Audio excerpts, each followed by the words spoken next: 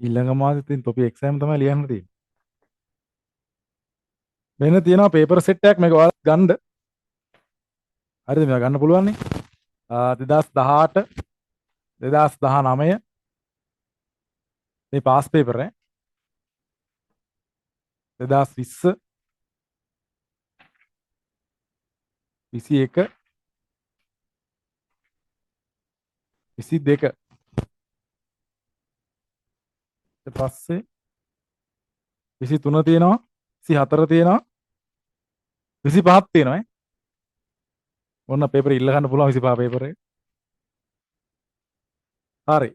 ඔක්කොම ඇතිනේ ළඟ නේද? රයිට්. අද අපි පේපර් එකක් සාකච්ඡා කරනවා. ඔයාලත් ප්‍රශ්න ටික මුලින්ම ලියා ගන්න. අපි ඊට පස්සේ එකින් එක සාකච්ඡා කරනවා.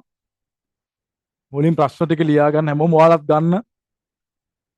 පොතක් නැත්තම් කටුකොල හරි මොනවා හරි මගුලක් ගනින්න.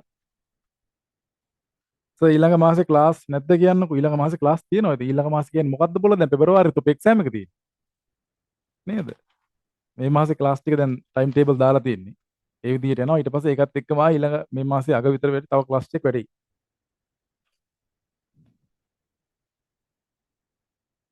ඔයාලට පොතේ ලියන්නවද?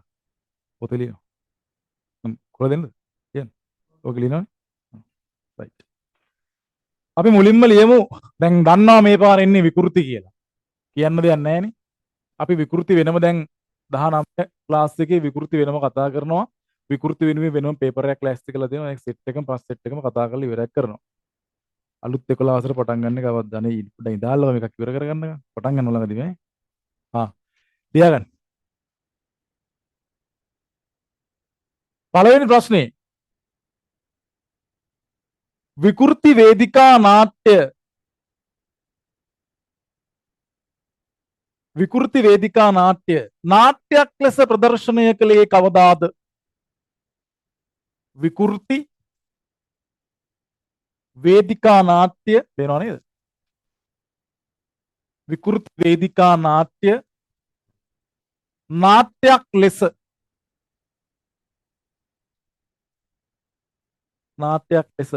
ප්‍රදර්ශනය කළේ කවදාද?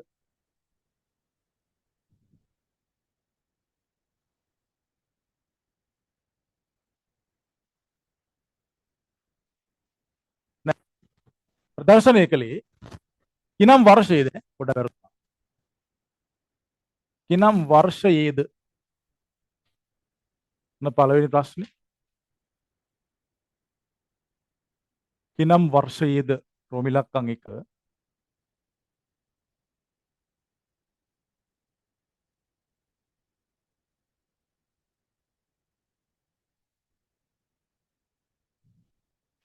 ඊට පස්සේ මෙම නාට්‍ය නිෂ්පාදකගේ නම රෝමිලක්කම් 2 රෝමිලක්කම් 3 මෙම නාට්‍යයේ තේමාව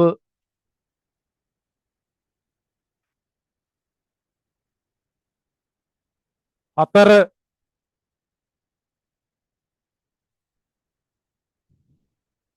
මෙම නාට්‍යයේ ප්‍රධාන චරිතය සහ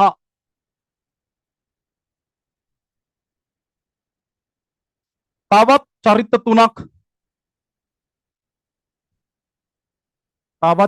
තුනක් නම් කරන්න. ප්‍රධාන චරිතය සහ තවත් චරිත තුනක් නම් කරන්න. මේක පාස් පේපර් එකක් නෙමෙයි. මේක මගේ පේපර් එකක් ඈ. පාස් පේපර් එකක් නෙමෙයි. පාස් පේපර් නම් කියනවනේ අකෝ මේක පාස් පේපර් එකක් මේ අහවල් අවුරුද්දේ පාස් පේපර් එක කියලා පාස් පේපර් එකක් නෙමෙයි. අපිට මේ පාස් පේපර් පෙන්වනවා විතරයි මේ. පෙන්වනවා විතරයි. පැටනොත් එක්ක. ඒ පෙන්වුවේ වාරත් ඒ ටික ගන්න. එතනින් එහා ගන්න එපා 2019 ඉඳන් ගන්න. එතනින් එහා වැඩක් නැහැ. ඕනේ නැහැ. 1 2 3 4 5 ලියා ගන්න. රෝමිලක්කම් 5.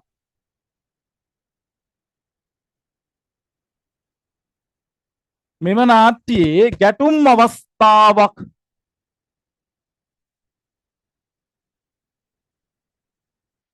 ගැටුම් අවස්ථාවක් නම් කරන්න.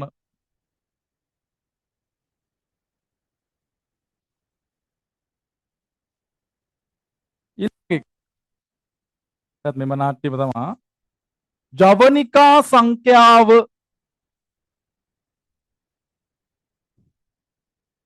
සංඛ්‍යාව කොපමණද?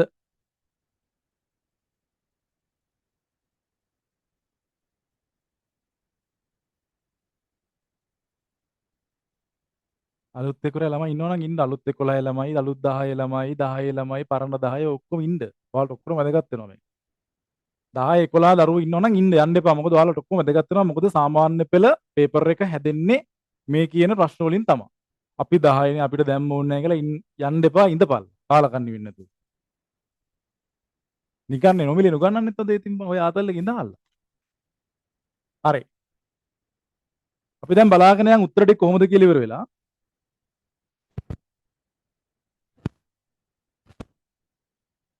උත්තර ටික බලාගෙන යන්. දැන් ඔන්ලයින් එකේ ඉන්න දරුවෝ ටික chat එකට දාන්න මං අහන ප්‍රශ්න වලට උත්තර chat එකට දාන්න. හරිනේ? right. උඹලට මාන ප්‍රශ්න තියෙන. මේක පාස් පේපර් එකක් නෙමෙයි බං. උඹලට සිංහලෙන් කිව්වා නේද? මේක පාස් පේපර් එකක් නෙමෙයි. මේක මගේ පේපර් එකක්. පාස් පේපර් එකක් නෙමෙයි. ඉතින් ප්‍රශ්න ටික ලිව්වේ ඒකයි. හරි. පළවෙනි ප්‍රශ්නේ. විකෘති වේදිකා නාට්‍ය නාට්‍යයක් ලෙස ප්‍රදර්ශනය කළේ කිනම් වර්ෂයේදීද? මොකද්ද වර්ෂය? මොකද්ද වර්ෂය? ඉස්සරහින් කට්ටිය කියලා බා. විකෘති වේදිකා නාට්‍ය නාට්‍යයක් ලෙස ප්‍රදර්ශනය කළේ කිනම් වර්ද මේ පාර පෙබරවාරි O level ලියන්න ඉන්න උඹලා ඔක්කොම දන්නවා මේ පාර විකෘති නාට්‍යයෙන් තමයි පළවෙනි ප්‍රශ්න නිර්මාණය වෙන්නේ. එතකොට MCQ මේ රෝම ඉලක්කම් 6ක් එනවා. ලකුණු කීයක්ද මේකට? ලකුණු කීයක්ද? ලකුණු 12ක ප්‍රශ්නයක් මේ ඈ. ලකුණු 12ක් මෙතනින් ගන්න පුළුවන් මේ ප්‍රශ්න ටික හරියට ලියාගත්තොත්. මම ඒකයි කිව්වේ දැන් 19 පටන් ගන්න ක්ලාස් එකේදී විකෘති වලින් මම පේපර් එකක් වෙනම කරනවා. එතකොට විකෘති සම්පූර්ණයෙන්ම ආවරණය වෙනවා. විකෘති වලින් ලියන්න තියෙන ප්‍රශ්න සෙට් එක මේකෙන් කතා කරනවා. හරිද? එතකොට දැන් මෙලෝ දෙයක් විකෘති ගැන දන්නේ නැති උන්ට උනත් ඒ පේපර් එක හරියට සාකච්ඡා කරගත්තොත් විකෘති ගොඩ දා ගන්න පුළුවන්.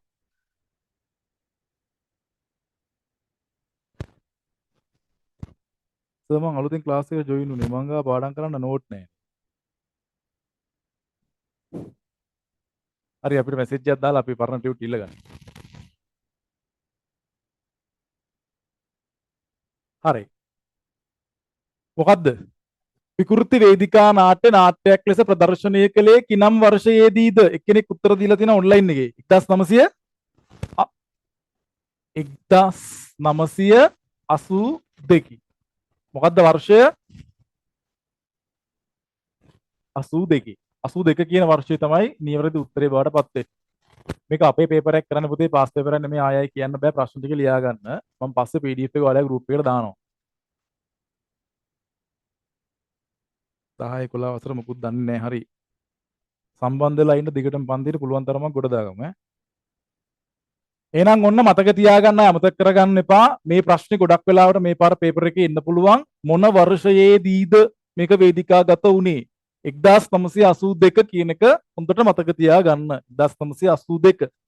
ඊළඟට මෙම නාට්‍ය නිෂ්පාදකයාගේ නම. නාට්‍ය නිෂ්පාදනය. දැන් මම ඔයාලට මීට කලිනුත් කියලා දීලා දෙනවා හොඳට අහගන්න. නිෂ්පාදනය අධ්‍යක්ෂණය ඔය දෙකේ යම්කිසි සමානතාවයකුත් තියෙනවා අසමානතාවයකුත් තියෙනවා. මම බොහොම පැහැදිලිව කියලා දීලා තියෙනවා හොඳට මතක තියාගන්න වේදිකා නාට්‍ය තුල නිෂ්පාදනය කියලා කිව්වත් අධ්‍යක්ෂණය කියලා කිව්වත් දෙන්නෙත් එක්කෙනෙක්ද? වේදිකා නාට්‍ය තුල නිෂ්පාදනය කියලා කිව්වත් නිෂ්පාදකයා කියලා කිව්වත් අධ්‍යක්ෂකයා කිව්වත් දෙන්නෙත් එක්කෙනෙක්ද? මතක තියාගන්න අනිවාර්යෙන් මේ දෙන්න එක්කෙනෙක් වේදිකා නාට්‍ය තුල. විකෘති නාට්‍ය නිෂ්පාදකයා කිව්වත් විකෘති නාට්‍ය අධ්‍යක්ෂකවරයා කිව්වත් දෙන්නම එක්කෙනෙක්. හරිද? හැබැයි ටෙලි නාට්‍යයක නිෂ්පාදකවරයා කිව්වොත් ටෙලි නාට්‍යයක අධ්‍යක්ෂකවරයා කිව්වොත් එක්කෙනෙක්ද? නෑ අන්න එතන දෙන්නෙක් කියවෙනවා.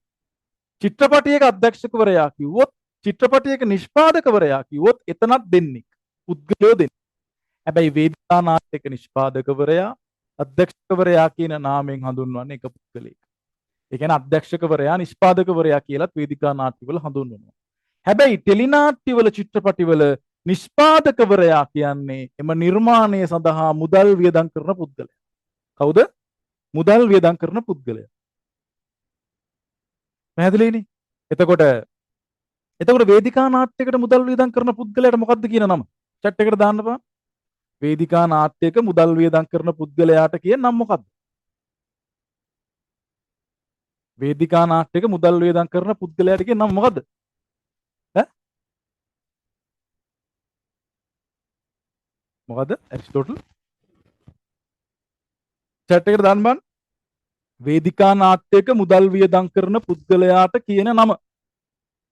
දැන් ටෙලි නාට්‍යයක චිත්‍රපටයක මුදල් වියදම් කරන පුද්ගලයා නිෂ්පාදකවරයා. අධ්‍යක්ෂකවරයා මං ඉතින් කියන්නේ නැහැ උඹලට ඈ අධ්‍යක්ෂකවරයා. එකෙක් දාලා තියෙනවා. කවුද මේ දාලා තියෙන්නේ? ගෞරි. ඔව් ගෞරි ලංකාද? දාලා තියෙනවා මොකද්ද? වේදිකා නාට්‍යක ඔන්න ලියා ගන්න ෂෝට් නෝට් එකක් එම ගහ ගන්නවා නම් ගහ ගන්න. වේදිකා නාට්‍යක මුදල් වියදම් කරන පුද්ගලයාට කියන නාමය තමයි අර්ථපති. හොඳට මතක තියාගන්න කියන නම තමයි අර්ථපති. අර්ථපති.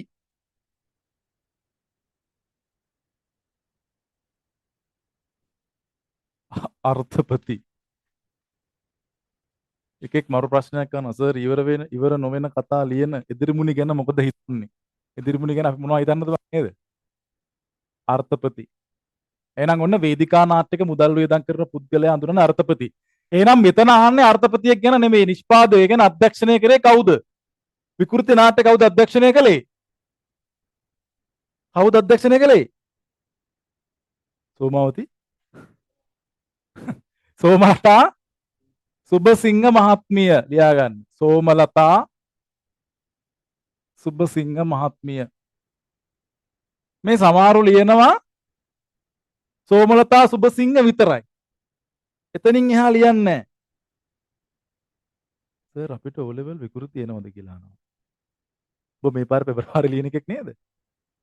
පෙබරවාරි ලියන උන්ට එනවා. සෝමලතා සුබසිංහ මහත්මිය කියලා ලියන්න බෑ නිකන් තමන්ගේ වයිෆ් වගේ ලියන්න එපා. සෝමලතා සුබසිංහ කියලා විතරක් ලියන්න එපා. සුබසිංහ මහත්මිය කියලා ඒ ගෞරවය ලියන්න.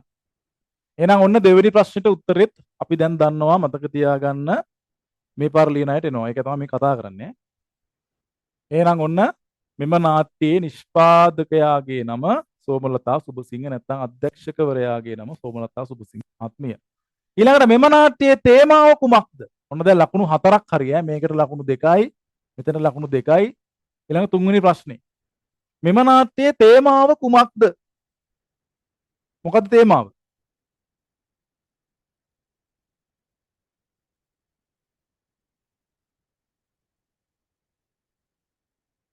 මොකද්ද? මෙම නාට්‍යයේ තේමාව කුමක්ද? හොඳට මතක තියාගන්න පුතා මම මෙතන මේ දීලා තියෙන්නේ සාමාන්‍ය විකෘති නාට්‍යවල විශේෂයෙන්ම අහයි කියලා හිතන ප්‍රශ්න ටිකක්. කියන්නේ අපි බේසිකලි දැනගන්න ඕන දේවල් ටික. විකෘති නාට්‍ය ගැන අපි සාමාන්‍යයෙන් දැනගන්න ඕන දේවල් ටිකක්. ඒ වගේම තමයි මේ සාමාන්‍යයෙන් දැනගන්න ඕන දේවල් අතර පේපර් එකට එයි කියලා හිතන ප්‍රධානම කරුණු ටිකක් තමයි මේ ප්‍රශ්න වලින් අපි අහන්නේ.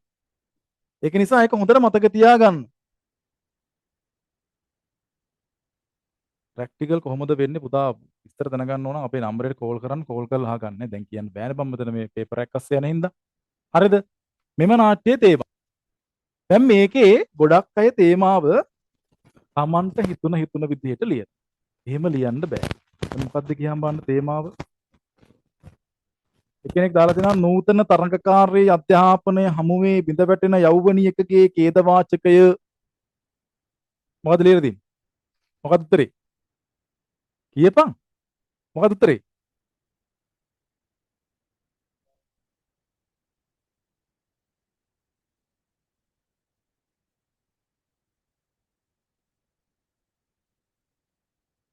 ආයි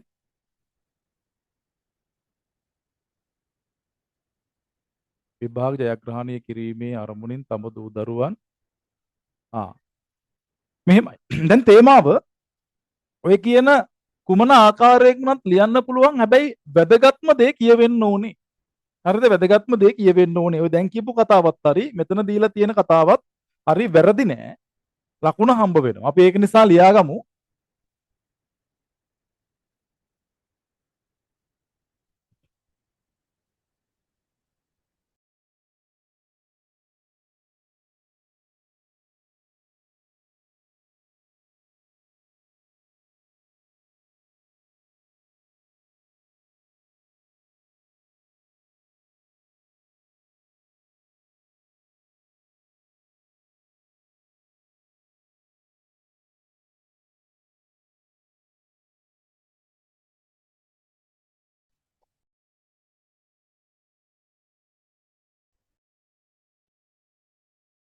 හරි.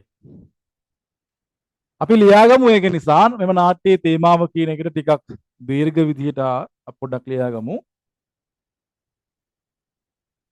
තරඟකාරී අධ්‍යාපන රටාව හමුවේ තරඟකාරී අධ්‍යාපන රටාව හමුවේ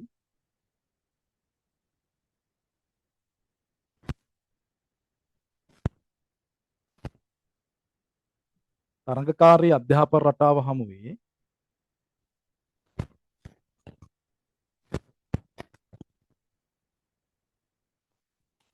ඉඳ වැටෙන යෞවනියකගේ ඛේදවාචකය තරඟකාරී අධ්‍යාපන රටාව හමුවේ බිඳ වැටෙන යෞවනියකගේ ඛේදවාචකය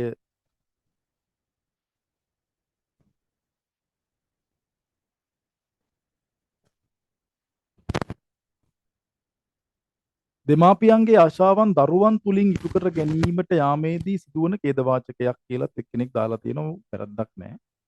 දෙමාපියන්ගේ ආශාවන් දරුවන් තුලින් ඉටු කර ගැනීමට යාමේදී සිදුවන ඛේදවාචකයක්. එතන පුතා වඩාත් නිවැරදි පිළිතුර බවට පත් වෙන්නේ තරඟකාරී අධ්‍යාපන රටාව හමුවේ බිඳ වැටෙන යෞවනියකගේ ඛේදවාචකය තරඟකාරී අධ්‍යාපන රටාව හමුවේ. ඒ කියන්නේ මේ සිස්ටම් එකේ මේ නාට්‍ය ඇතුලින් කියන්නේ පුතා තරඟකාරී අධ්‍යාපනය. ඒ කියන්නේ දැන් අර ප්‍රධාන චරිතය සහ ප්‍රධාන චරිතයගේ මව මම දැන් ඒ නම් දෙක කියන්නේ නැහැ. එතකොට මවට ඕනේ තමන්ගේ දුවව වෛද්‍යවරියක් කරන්න. අම්මට ඕනේ තමන්ගේ දුවව වෛද්‍යවරියක් කරන්න. එතකොට වෛද්‍යවරියක් කරන්න නම් අන්න තරඟකාරී විභාගයක් තියෙනවා. මේ විභාග වලින් ජයග්‍රහණය කරගන්න ඕනේ. ඕක තමයි ටාගට්. දැන් තොපි කරන්නේත් ඒක තමයි. තරඟකාරී අධ්‍යාපන රටාව හමුවේ උඹලා උදේ දවල් රෑ නැතුව පන්ති යනවා ඉස්කෝලේ යනවා ඉස්කෝලේත් අවස්ථරුවේ පන්ති දානවා කොහොම හරි මේ විභාගේ පාස් වෙන්න උඹලා මාර විදිහකට මහන්සි වෙනවා නේද අම්මා උදේ පාන්දරත් නැගිටවනවා ආයෙ ගෑ ගහනවා බයිනවා මේවා කරනවා නේ හින්න කේස් ගොඩයි තරඟකාරී අධ්‍යාපන රටාව හමුවේ කොහොම හරි උඹලා මේ විභාගේ පාස් කරන්න තමයි හදන්නේ නේද මේ ඔන්ලයින් එකේ ඉන්නව අම්මලාට එහෙම ඇහෙන්න දාගෙන ඉන්න බෑ හෙඩ්සෙට් එකක්වත් ගාගෙන ඉන්නේ හරිද එතකොට එනං මෙම නාට්‍යයේ තේමාව තරඟකාරී අධ්‍යාපන රටාව හමුවේ බිඳ වැටෙන යෞවනියකගේ ඛේද වාචකයක් තමයි මේ නාට්‍යයේ තේමාව විදියට හඳුන්වා දෙන්න පුළුවන්. කරනවා. එතකොට අපිටත් පිස්සු වැඩේද කියලා සමහරට වෙන්න පුළුවන්. නේද? උඹලට පිස්සු වැඩෙන්න පුළුවන්. උඹලත් ඒ විදිහේ ඉතර මහන්සිලා පාඩම් අපිට පිස්සු වැඩෙන්නේ උඹලා පාඩම් කරන්නේ නැති හින්දා පිස්සු වැඩෙයිද දන්නේ. නේද? හරි. ඊළඟ ප්‍රශ්නේ 1 2 3 4 වෙනි ප්‍රශ්නේ. මෙම නාට්‍යයේ ප්‍රධාන චරිතය සහ තවත් චරිත තුනක් නම් කරන්න. මේ නාට්‍යයේ ප්‍රධාන චරිතය කවුද? මොකද නම? ප්‍රියංගනී. මේ නාට්‍යයේ ප්‍රධාන චරිතයේ නම කවුද? ප්‍රියංගනී. මෙම නාට්‍යයේ ප්‍රධාන චරිතයේ නම ප්‍රියංගනී. නාට්‍යයේ ප්‍රධාන චරිතයේ නම ප්‍රියංගනී. ප්‍රියංගනී. එතකොට මෙතන අහලා තියෙන ප්‍රශ්න පුතා මෙම නාට්‍යයේ ප්‍රධාන චරිතය සහ තවත් චරිත කවුද? දැන් මෙහෙම දෙයක් තියෙනවා ඈ. දැන් උඹලා සම්පත් කියලා ලිව්වත් ප්‍රශ්නයක් නැහැ, අවුලක් නැහැ. ප්‍රියංගනීගේ යාළුවන්ගේ නම් ටික ලිව්වත් අවුලක් නැහැ.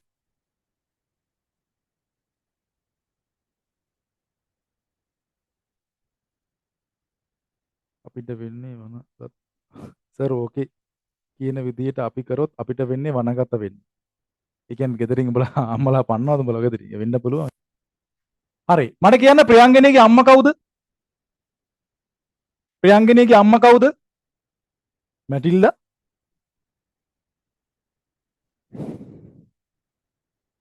නේ මන්දව. ප්‍රියංගනීගේ අම්මා කවුද? ප්‍රියංගනීගේ අම්මා කවුද? ඒත් දාලා හිල්ඩා අක්කා කියලා. හිල්ඩා. ප්‍රියංගනීගේ මව හිල්ඩා. එහෙනම් අපිට හිල්ඩා කියලා ලියන්න පුළුවන්. ප්‍රියංගනීගේ තාත්තා කවුද? ප්‍රියංගනීගේ තාත්තා කවුද? සර්ණපාල. රැකපන්නන්න එපා. සර්ණපාල කියන්නේ යකෝ මේ ප්‍රියංගනීගේ යාළුවෙක් නුඹ කොහොම තාත්තා වෙන්නේ? ප්‍රියංගනීගේ තාත්තා කවුද? තාත්තගේ නම මොකද්ද ප්‍රියංගනීගේ? ප්‍රියංගනීගේ තාත්තගේ නම කවුද? කරුණා රත්න. ඔන්න තාත්තා. ප්‍රියංගනී, හිල්ඩා, කරුණා රත්න. ඊට පස්සේ සම්පත් කියලා අපිට ලියන්න පුළුවන්. ඔන්න ඊට පස්සේ සම්පත් කියන්නේ කවුද? සම්පත් කියන්නේ කවුද? සම්පත් කියන්නේ බොයිෆ්‍රෙන්ඩ්. කවුද සම්පත් කියන චරිතය?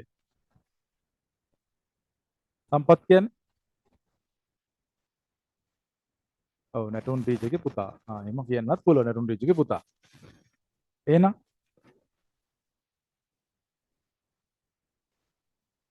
කවුද? ප්‍රියංගනීගේ ළඟම මිතුරෙක්. ප්‍රියංගනීගේ ළඟම මිතුරෙක්. දැන් ওই චරිත සමහර වෙලාවට හඳුන්වා දෙන්නත් පුළුවන් ඈ. ඒ චරිත කවුද කියන එක ගැන අහන්නත් පුළුවන්. ඒ චරිත අතර තියෙන සම්බන්ධතා පිළිබඳව අහන්නත් පුළුවන්. එහෙම ඇහුවොත් තමයි ප්‍රශ්නේ ඈ. සුසිලා සරණපාල ජගත්. හරි. එහෙම ලිව්වත් වැරද්දක් නැහැ. සුසිලා සරණපාල ජගත්. හොඳයි ඈ මේක දන්නේ උන් ඉන්නවා ගොඩක්. ඊළඟ එක. මෙම නාට්‍යයේ ගැටුම් අවස්ථා නම් කරන්න. මෙම නාට්‍යයේ අවස්ථාවක් නම් කරන්න. බලන්න කියන්නේ ගැටුම් අවස්ථාව. ගැටුම් අවස්ථාවක්.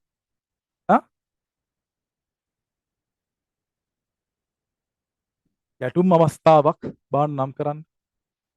මෙම නාට්‍යයේන ගැටුම් අවස්ථාවක් නම් කරන්න කියලා කියයි. බාන්න chat එකට දාන්න. මෙම නාට්‍යයේන ගැටුම් අවස්ථාවක් නම් කරන්නලු.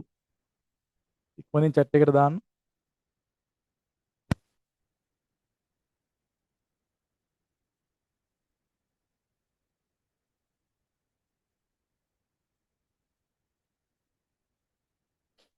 මොකද්ද? මෙම නාට්‍යයේන ගැටුම් අවස්ථාව. දාන්න බාන්න chat එකට. මොකද්ද ගැටුම් අවස්ථාව? මොකද්ද? විභාග ප්‍රතිඵල පිට වූ දා. කවුරු කරොත් ගැටුමක් ඇති වෙයි? කවුරුත් ගැටුමක් ඇති වෙයි. ප්‍රියංගනී ප්‍රියංගනීගේ අම්මයි. තව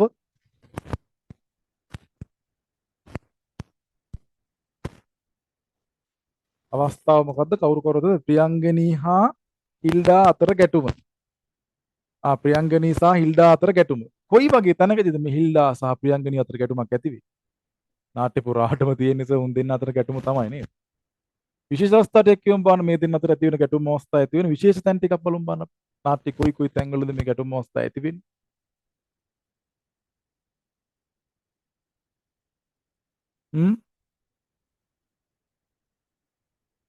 දැන් ඔයාලා ලියනවා ගැටුම් අවස්ථාවක් නම් කරන්න කිව්වම ප්‍රියංගනී සහ ප්‍රියංගනීගේ මව වන හිල්ඩා අතර ඇතිවන ගැටුම් අවස්ථාව කියලා ලියනවා.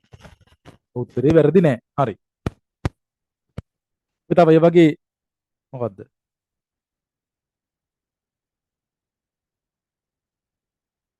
තමන් කැමති විෂයක් තෝරා ගැනීමේදී ප්‍රියංගනී හා හිල්ඩා අතර ඇතිවන ගැටුම්. තමන් කැමති විෂයක් තෝරා ගැනීමේදී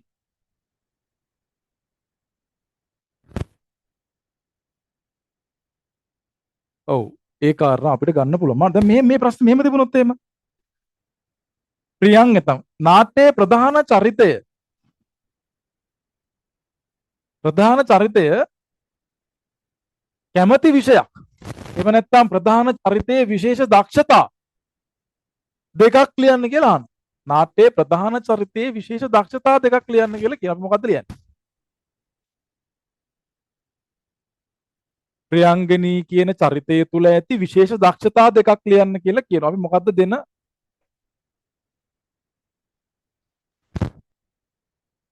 උත්තර දෙක මොනවද?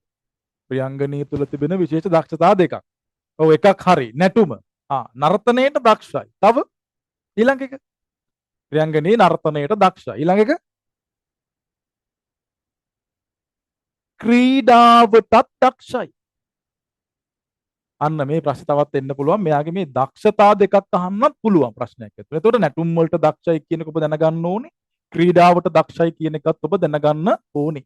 නැටුම් වලට දක්ෂයි, ක්‍රීඩාවටත් ඇය දක්ෂයි. එතකොට ගැටුම් අවස්ථාවේ නම් හිල්ඩා සහ ප්‍රියංගනී අතර ඇති වෙනවා එකක් විෂයක් තෝරා ගැනීමේදී ඇති වෙන්න පුළුවන්.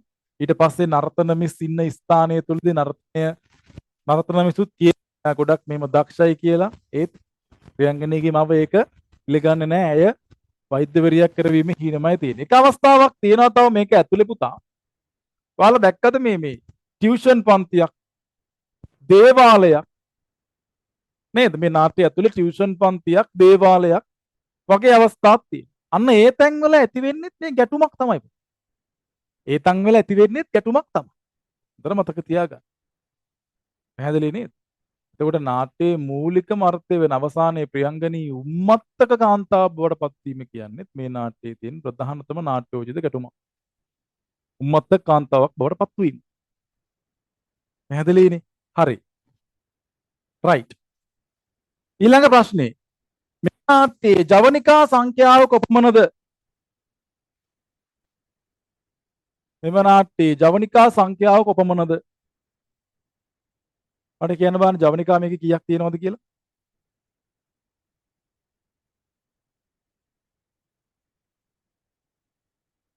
මේකේ ජවනිකා කීයක් තියෙනවද බං? මෙම නාට්‍යයේ ජවනිකා සංඛ්‍යාව කොපමණද? ජවනිකා 12ක් වගේ ආච්චිගේ බඩ 10යි. මෙම නාට්‍යයේ ජවනිකා සංඛ්‍යාව කොපමණද? 10යි. පුතා මතක තියාගන්න මේක ජවනිකා කියලා එන්නත් පුළුවන්. නැත්තම් මෙම නාට්‍යයේ අංක සංඛ්‍යාව කොපමණද කියලා එන්නත් පුළුවන්. එහෙම නැත්තම් මෙම නාට්‍යයේ මොකද්ද? අංක නැත්නම් ජවනිකා නැත්තම් දර්ශන කියලා එන්නත් පුළුවන්. හොඳට මතක තියාගන්න. අංක කියලා එන්නත් පුළුවන්, ජවනිකා කියලා එන්නත් පුළුවන්, දර්ශන කියලා එන්නත් පුළුවන් නේ. ඔය ඕන විදිහකට මේක එන්න පුළුවන්. මේකද? අර කීප විදිහට තමයි.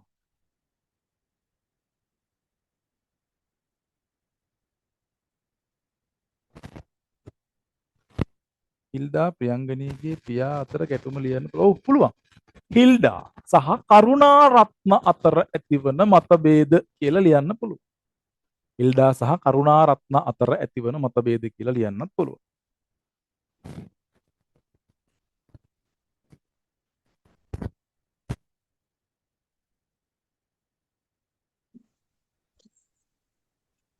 මොකක්ද බයි උනේ? දැක්කනේ මේ කොන්නගේ ගම්ම හදිදන අදි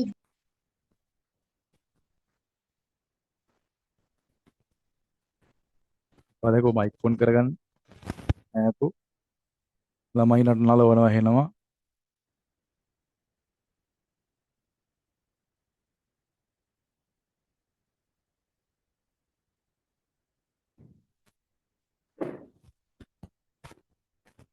හරි එහෙනම් ඔන්න ඔය විදිහට අපිට පළවෙනි ප්‍රශ්න 6 කතා කරන්න පුළුවන්. අපි විකෘති වලින් මෙතන ප්‍රශ්න 6ක් කතා කළා. හරිද? ප්‍රශ්නත් ලියාගෙන යන්න.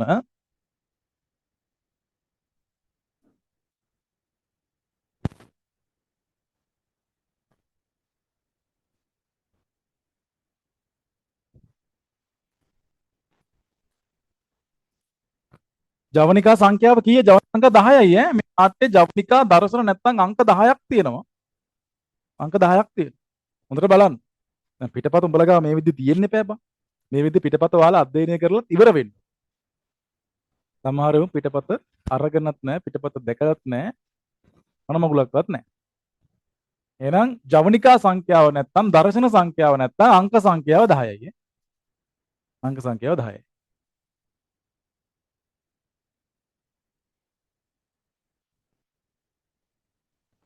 රංගන ශිල්පී නාට්‍යකරුවෝ තීර්පන්ති කරනවා.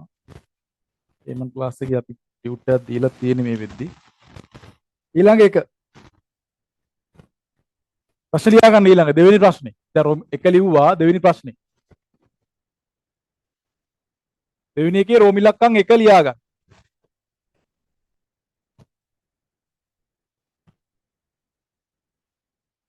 පහත රට ප්‍රදේශයේ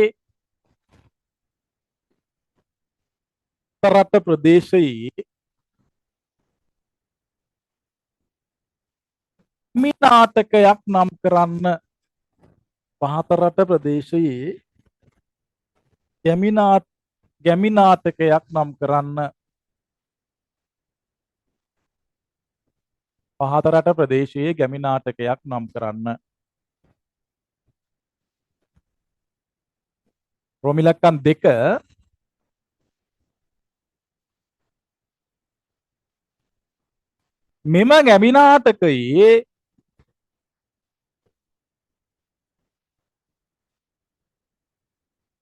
මෙම ගැමි නාටකයේ විශේෂ ලක්ෂණ 4ක් ලියන්න.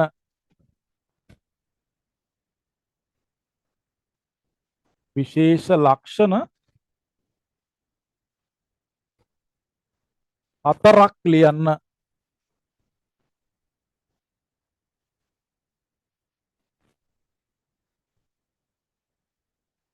විශේෂ ලක්ෂණ 4ක් ලියන්න. රෝම ඉලක්කම් 3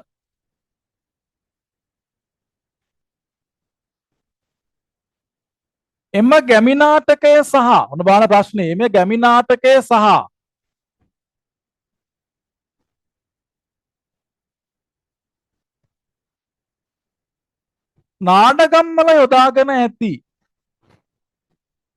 නාඩගම් වල යොදාගෙන ඇති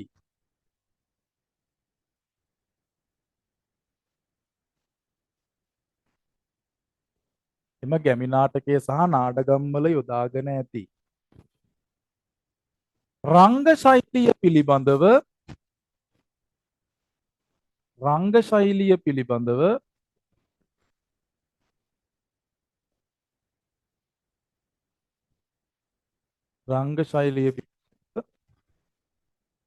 විස්තර කරන්න. මන්ට ප්‍රශ්න ටික ලියා ගන්න. පහත රට ප්‍රදේශයේ ගැමි නාටකයක් නම් කරන්න. එම ගැමි නාටකයේ විශේෂ ලක්ෂණ 4ක් ලියන්න. එම ගැමි නාටකයේ සහ නාඩගම් වල යොදාගෙන ඇති රංග ශෛලිය පිළිබඳව කරන්න.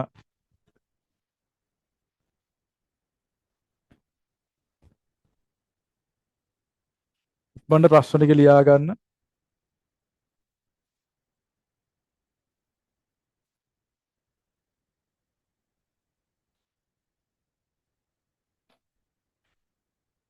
මේකේ ලකුණු හම්බ වෙන්නේ මේකට ලකුණු 2යි, මේකට ලකුණු 4යි, මේකට ලකුණු 6යි. හරිද? ක්ලාස් ඉවර වෙන්නේ කීයටද? ඉවර වෙන්නේ පේපර් එක ඉවර වෙන ලාවට තමයි. හරි. මොකද පළවෙනි ප්‍රශ්නේ උත්තරේ? දැන් මේ එකෙක් මේකේ දාලා තියෙනවා එකෙක් නෙමෙයි දරුවෙක් ඉතින් ඈ ඉතින් දන්නේ නැහැ නේද නේද? නාඩගම් කියලා දාලා තියෙනවා. දැන් පළවෙනි උත්තරේට නාඩගම් කියන එක හරිද වැරදිද? පහත රට ප්‍රදේශයේ ගැමි නාටකයක් නම් කරන්න කිව්වහම නාඩගම් කියන එක හරිද වැරදිද? වැරදි. ඇයි වැරදි වෙන්න හේතුව නාඩගම් ඇයි වැරදි? නාඩගම් පහත රට නෙමෙයි. එහෙම නේද? පුතා මතක තියාගන්න උඹලා හොඳට මොකද්ද? පහත රට ප්‍රදේශයේ ගැමි නාටකයක් ලියන්න කිව්වම උඹලා දැන් ගැමි නාටක ගැන දන්නවා. මොනවද ගැමි නාටක? සොකරි, කෝලම්, නාඩගම් වලට තමයි අපි ගැමි නාටක කියලා කියන්නේ. වෙන්න ගැමි නාටක 3. මොනවද ගැමි නාටක? සොකරි කෝලම් and නාඩගම්. එතකොට සොකරි මොන ප්‍රදේශද? සොකරි උඩරට. දැන් මෙතන ඇහුවොත් එහෙම උඩරට ප්‍රදේශයේ ගැමි නාටකයක් නම් කරන්න කිව්වොත් මොකද ලියන්න ඕනේ? එහෙනම් බල අනිවාර්යෙන් ලියන්න ඕන බං සොකරි කියලා. උඩරට ප්‍රදේශයේ ප්‍රචලිත ගැමි නාටකයක් ලියන්න කිව්වොත් ලියන්න සොකරි කියලා. පහතරට ප්‍රදේශයේ ගැමි නාටකයක් ලියන්න කිව්වොත් මොකද ලියන්නේ? ලියන්න වෙන්නේ කෝලම්. එතකොට නාටකම් සබරගමුද? නෑ ගොඩක් යෝන් හිතන් ඉන්නවා දැන් සොකරි උඩරට කොලම් පහතරට නාටකම් සබරගමු කියලා. නෑ වැරදි. නාටකම් වල සම්ප්‍රදායමයි. හරිද? සබරගමු වෙන්නේ නෑ. නාටකම් සම්ප්‍රදායම තමයි. ඒ කියන්නේ එහෙම අහන්නෙත් නෑ. නාටකම් වල සම්ප්‍රදාය මොකක්ද කියලා ඇහුවොත් නාටකම් සම්ප්‍රදායම තමයි. හරිද? රයිට් එහෙනම් පළවෙනි උත්තරේට ලකුණු 2යි පහතරට ප්‍රදේශයේ ගැමි නාටකයක් නම් කරන්න කෝල. එම ගැමි නාටකයේ විශේෂ ලක්ෂණ 7ක් ලියන්නලු. ඔන්න කෝලම් වල විශේෂ ලක්ෂණ 4ක් ලියන්න කියලා කියනවා. මොනවාද විශේෂ ලක්ෂණ 4ක් කෝලම් වල? කෝලම් වල විශේෂ ලක්ෂණ 4ක් මොනවාද? chat එකට දාපල්ලා. මොනවාද විශේෂ ලක්ෂණ? දැන් ඔන්ලයින් එකේ ඉන්න උන් නිදිද දන්නේ නැහැ නේ. තොපි නිදිද? නෑ නේද? නෑ අපි එහෙම නිදියන්නේ නැහැ සර් පිස්සුද නේද? එහෙම නිදිනවා අපි නේද?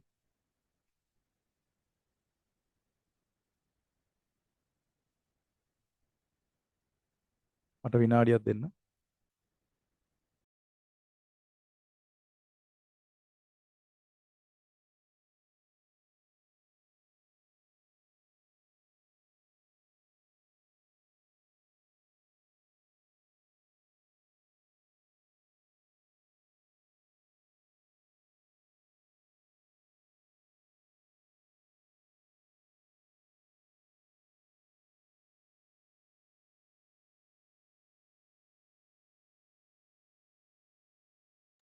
මයික් එක හෙන්න නැතුව ගියොත් කියපල් නෑ. බැටරි බහිනවනේ මේ වගේ බැටරි වලින් දුවන්නේ.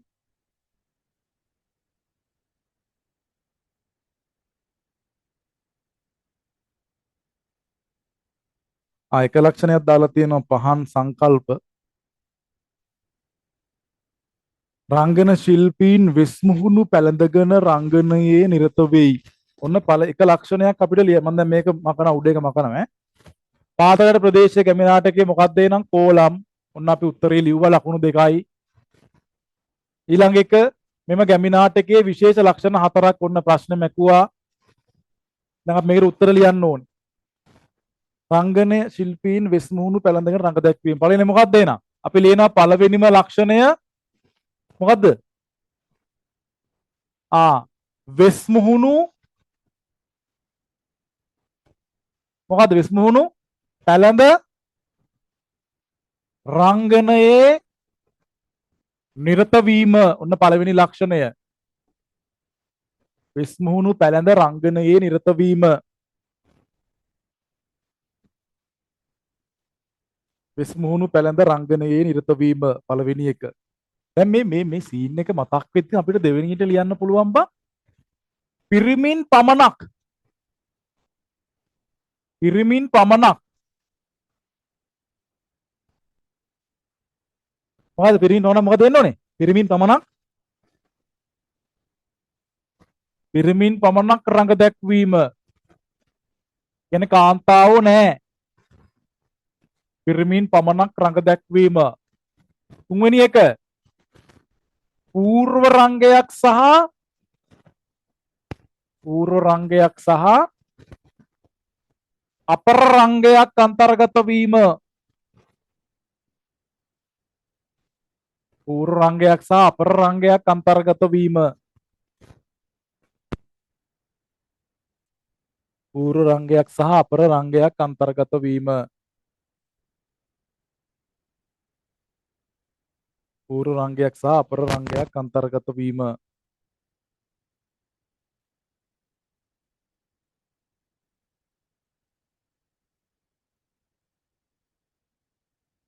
පූර්ව රංගයක් සහ අපර රංගයක් අන්තර්ගත වීම. හරිනේ? එක්කෙනෙක් ලියලා කාර්ය කරන රාළ සෙනඟ සිටීම පාදරට පෙර යොදා ගැනීම. ඔව් අපි ප්‍රධාන ලක්ෂණ හතරක් දැන් ලියන්න ඕනේ. ඊළඟ මොකද ලියන්නේ අපි හතරවෙනි එක? දැන් වෙස්මුණු පෙළඳ රංග නිරත වීම හරි. පිරිමින් පමණක් රංග දැක්වීමත් හරි. පූර්ව රංගයක් සහ අපර රංගයක් අන්තර්ගත වීමත් හරි. තව මොකද ලියන්න පුළුවන්? පානායම් පෙළනම් රංග භූමියේ රංග දැක්වීම. විශේෂ ලක්ෂණ වලට උන ලියන්න පුළුවන්. තානායම් පෙළනම් රංග භූමියේ රංග දැක්වීම. තානායම් පෙළනම් රංග භූමියේ රංග දැක්වීම කියලත් අපිට ලියන්න පුළුවන්. ඉක්මනට ලියා ගන්න. වෙස්මුහුණු පැළඳ රංග නිරත වීම, පිරිමින් පමණක් රංග දැක්වීම, පූර්ව රංගයක් සහ අපර රංගයක් අන්තර්ගත වීම, තානායම් පෙළනම් රංග භූමියක රංග දැක්වීම. හරිද? ඔන්න ඊළඟ ප්‍රශ්නෙට අපි යනවා. ඒතකොට ලකුණු ඔන්න 4ක් හරි ඈ.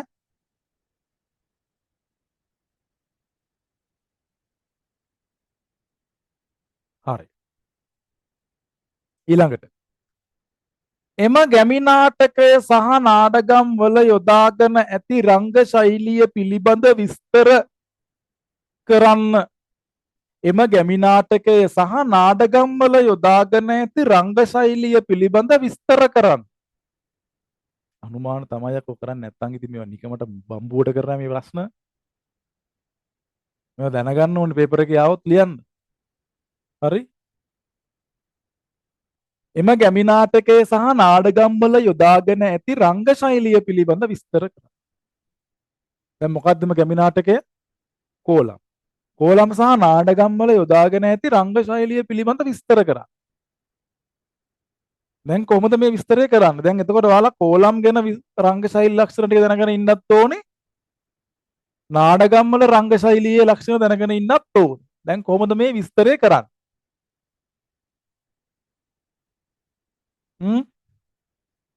ඔන්න ප්‍රශ්නේ. ඔන්න ප්‍රශ්නේ. මොකද්ද ප්‍රශ්නේ? නාඩගම් වල එම ගැමිණයි කෝලම් වල සහ නාඩගම් වල යොදාගෙන ඇති රංග ශෛලිය පිළිබඳ විස්තර කරන්න. දැන් මෙතන දීලා තියෙන වැඩේ බලන්න. එම ගැමි නාටකය සහ නාඩගම් වල යොදාගෙන ඇති රංග ශෛලිය විස්තර කරන්න. එම ගැමි නාටක. දැන් එම ගැමි නාටක කියන්නේ කෝලම්. ඒතකොට කෝලම් වල සහ නාඩගම් වල පිළිබඳව නාඩගම් වල යොදාගෙන ඇති රංග ශෛලිය පිළිබඳව විස්තර කරන්න කියලා කියන්නේ. දැන් මේ ප්‍රශ්නෙට උත්තර ලියද්දි ඔයාලා කොහොමද ලියන්නේ? කොහොමද ලියන්නේ?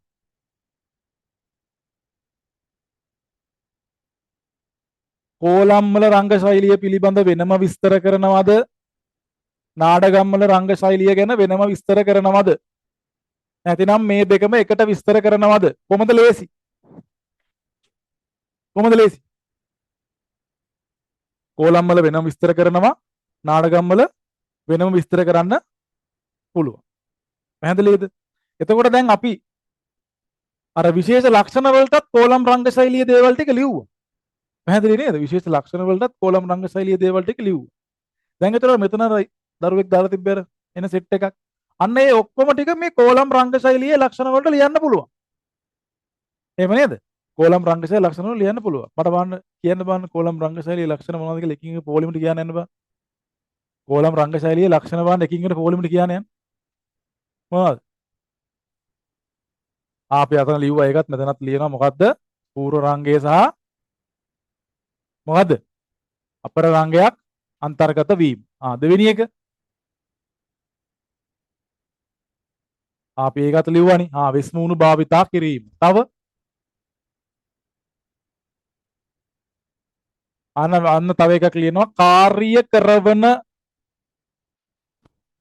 රාළ විසින් මොකද කරන්නේ? රංග භූමිය හැසිරවීම. මේ කාර්ය කරන රාළට මම නම් තව ටිකක් කියලා දුන්නා. මොනවද ඒ නම්? කාර්ය කරන රාළට කියන තවත් නම් ටිකක් තියෙනවා. පේපර් එකේ ඒ විදිහට එන්න පුළුවන්. මොකද්ද කාර්ය කරන රාළට කියන නම් ටික? සබේ විධානේ, අනිත් එක තානායම් පෙළ බාර නිලධාරි ඊළඟ එක සබේ විධානයේ තානායම් පෙළ බාර නිලධාරි තව තොරතුරු මොකද්ද තොරතුරු කතාකාරයා නේද තොරතුරු කතාකාරයා ඔය කියන නම් වලින් මේ කාර්ය කරන රාළම හඳුන්වනවා ඔන්ලයින් එකේ ඈත් ලියාගන්න මේවා වැදගත් MCQ වලේ මෙහෙම එන්න පුළුවන් දැන් උඹලා හිතන් ඉන්නේ කාර්ය කරන රාළ කියලා විතරයිනේ නෑ එයාට සබේ විධානයේ තානායම් පෙළ බාර නිලධාරි තොරතුරු කතාකාරයා කියන නම් වලිනුත් එයාව හඳුන්වනවා පැහැදිලි නේද එතකොට මොකද වෙන්නේ පේපර් එකේ MCQ එකේ මෙයාලා આવත් උඹලා මේ කවුද අපි ඉගෙනගෙන නැහැ අපිට කියලා දීලා නැහැ කියලා ඉවරලා ගුරුවරුන්ගේ අම්මව මතක් කරනවා. ඒ හරියන්නේ නැහැ නේද? නේද? හරි ඊළඟ ලක්ෂණය කියන්න බලන්න. රංගශෛල ලක්ෂණයක් කියන්න. කෝලම් වල අපි කලිනුත් ලියුවා පිරිමින් පමණක් රංගයේ නිරත වීම. පිරිමින් පමණ ඊළඟ එක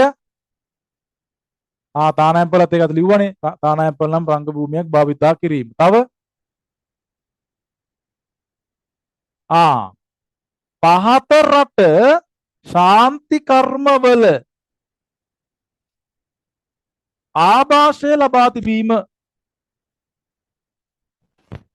ආభాෂය ලබා තිබීම ඔන්න කෝලම් වල තවත් ලක්ෂණයක් පහත රට ශාන්ති කර්මවල ආభాෂය ලබා තිබීම කියලත් අපිට ලියන්න පුළුවන් පහත රට ශාන්ති කර්මවල ආభాෂය ලබා තිබීම තව එකක් කියමු බලන්න සංඝශාලී ලක්ෂණයක් කෝලම් වල මොනවද ලක්ෂණ මේ ඔන්ලයින් එකේ කට්ටියක් දාන්න. තොපි නිදිද? නෑ නේද? නිදියන්න එපා. WhatsApp එකේ එකත් එක්ක chat කර ඉන්න එපා. හරි? මොනවද ලක්ෂණ?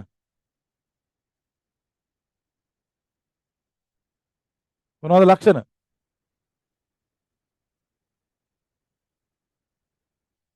කෝලම් වල රංගශෛලී තව ලක්ෂණ නැද්ද මුකුත් වෙන? සංගීතයක් තිබුණාද මේකට? සංගීතයක් පාවිච්චි වුණාද?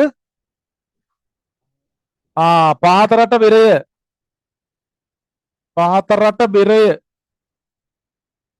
භාවිතා කිරීම.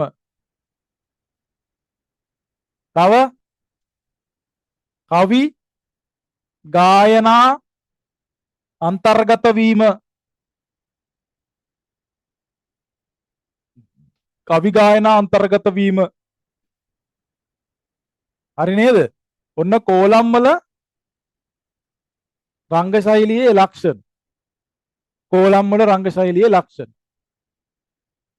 දැන් අපි නාඩගම් වල රංගශෛලියේ ලක්ෂණ බලන්න.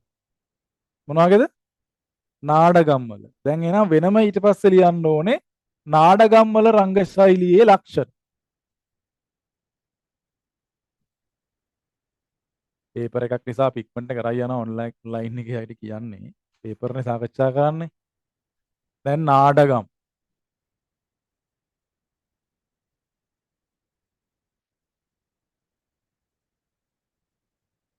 මොනවද නාඩගම් රංගශෛලියේ ලක්ෂණ? නාඩගම් රංගශෛලියේ ලක්ෂණ මොනවද? මොනවද ලක්ෂණ? පළවෙනි එක ලියා ගන්න ඕන්න වැදගත් වෙනවා. නාඩගම් වල ඔන්න වැදගත් වෙන කරුණු ටිකක් රංගශෛලියේ ලක්ෂණ. නාඩගම් බිහිවිච්ච විදිය පිළිබඳව කියන්නේ සොකරි වල කෝලම් වල උපත් කතා අපි කියලා දීලා තියෙනවා. නාඩගම් බිහි වුණේ කොහොමද කියලා දීලා තියෙනවා. හරි? ඔන්න මෙසේජ් දානවා කට්ටිය. මොකද්ද නාඩගම් වල රංගශෛලියේ ලක්ෂණ? පළවෙනි මොකද්ද ලියන්නේ? නිශ්චිත නිශ්චිත පෙළක් අන්තර්ගත වීම. පෙළක් ඒ කියන්නේ පිටපතක්. පෙළක් කියන්නේ පිටපතක්. අන්තර්ගත වීම. නිශ්චිත පෙළක් අන්තර්ගත වීම. නිශ්චිත පෙළක්. ඒ කියන්නේ පුතා දැන් ওই නාඩගම් කියන පාඩම කතා කරද්දී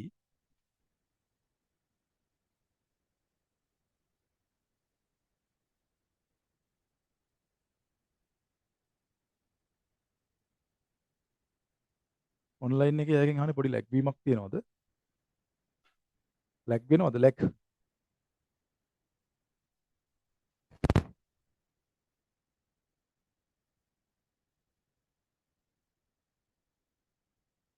ලැග් වීමක් වෙනවාද?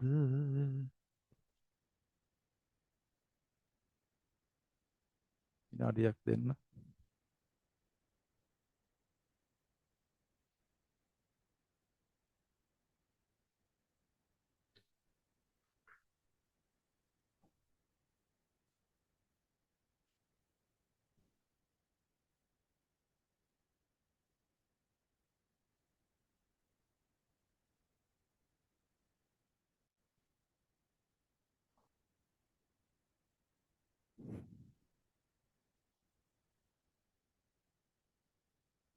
ලැග් නේද? හරි නේද දැන්?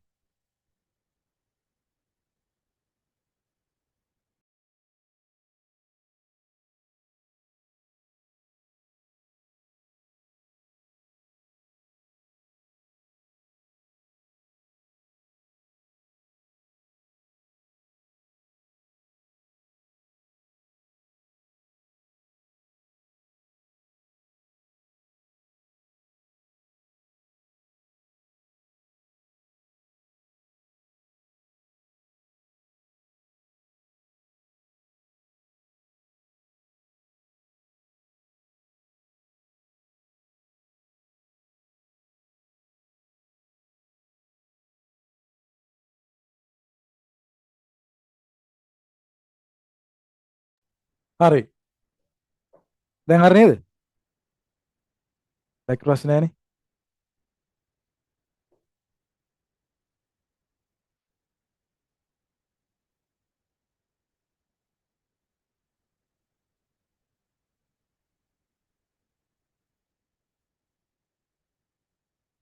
හරි දැන් හරි දැන් හරි දැන් හරි.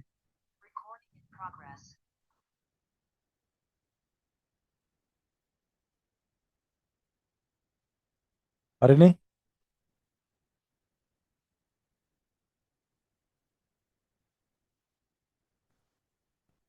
හරි. පළවෙනි මොකද ලිව්වේ අපි? නිශ්චිත පෙළක් අන්තර්ගත වීම. නිශ්චිත පෙළක් අන්තර්ගත වීම. දැන් වෙන්නේ මෙහෙමයි. නිශ්චිත පෙළක් කියන එක මුලින්ම මේ ශ්‍රී ලාංකීය නාට්‍ය කලාව තුළ අන්තර්ගත වුණේ මොන වගේද? නාඩගම් වල. මං කියලා දීලා තියෙනවා මේ නාඩගම් පළවෙනි නාඩගම මොකද්ද? පළවෙනි නාඩගම මොකක්ද? මම chat එකට දාන්න. පළවෙනි නාඩගම මොකද්ද? මොකද්ද පළවෙනි නාඩගම? chat එකට දාන්න බාන්න. මොකද්ද පළවෙනිම නාඩගම? පළවෙනි නාඩගම මොකද්ද? chat එකට දාපුවා ඉක්මනට බලන්න. පළවෙනි නාඩගම. ගියා මොකද පළවෙනි නාඩගම? හරිස්චන්ද්‍ර. හරිස්චන්ද්‍ර. කාගේද? අලංගනායින්දු. දැන් මෙතන සමහරු දාලා තියෙනවා පළවෙනි නාඩගම ඇහැලේ පොළ කියලා. මොකද්ද? ඇහැලේ පොළ නාඩගම. කාගේද? පිලිප්පු සිඤ්ඤෝගේ. පුතා මේක වැරදි.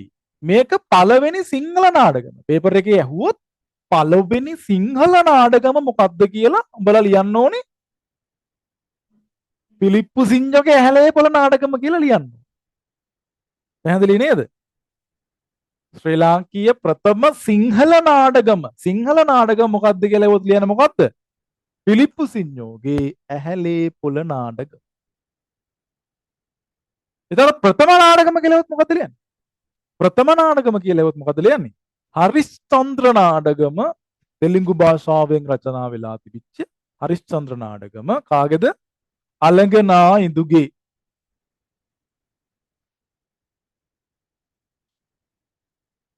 හරිස්චන්ද්‍ර නාඩගම අලංගනා ඉඳුගේ. ඔන්ලයින් එකේ කට්ටිය හරිද? හරි කට්ටිය බාන අත උස්සන්න. අත උස්සන්න බාන ඔන්ලයින් එකේ ඉන්න කට්ටිය. ඒ තොපි නෑ ඔන්ලයින් එකේ අත උස්සන්න බෑ කියලා කියන්නේ නේද? දැන් ඔය කැමරා ඉස්සරහ මෙහෙම අත උස්සන්න එපා. මට පේන්නේ නෑනේ මේ අයිකන් එකෙන් අත උස්සන්න. අන්නේ මන් දන්නේ නෑ උඹලත් බං. ඉක්මනට උසලා බලන්න ඉන්නකම හાર્ට් එක දාලාම කට්ටියම ඔක්කොම හાર્ට් එක. දැන් තොපි මේකද නිදියන. එහෙම ඉන්න ඕනේ. හරි. එහෙනම් ප්‍රථම නාටකම හරිශ්චන්ද්‍ර තෙලුගු භාෂාවෙන් රචනා වෙලා තිබුණු හරිශ්චන්ද්‍ර නාටකම අලගනායිදුගේ ප්‍රථම සිංහල නාටකම හැලේපොළ නාටකම පිලිප්පු සිටු. මේ හැලේපොළ නාටකමට තවත් නමක් කියනවා. මොකක්ද ඒ නම? හැලේපොළ නාටකමට තවත් නමක් කියනවා. මොකක්ද ඒ නම? සිංහලේ නාටකම කියලාත් කියනවා. ඒකත් ලියන්න. ලියා ගන්න. හැලේපොළ නාටකමට කියන තවත් නමක් තමයි සිංහලේ නාටකම. සිංහලේ නාටකම.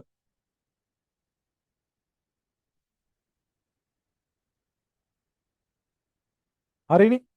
දැන් අපිට ප්‍රශ්නේ මොකද්ද? මේ නාටකම් රංග ශෛලිය ගැන දැන් අපි කතා කර කර හිටියේ නේද? දැන් නිශ්චිත පෙළක් පිටපතක් තිබීම කියන එක හරි. නිශ්චිත පිටපතක් තිබීම කියන එක හරි. එකයි. දෙවෙනි ලක්ෂණය රංග ශෛලී ලක්ෂණය මොකද්ද? මොකක්ද දෙවෙනි රංග ශෛලී ලක්ෂණය?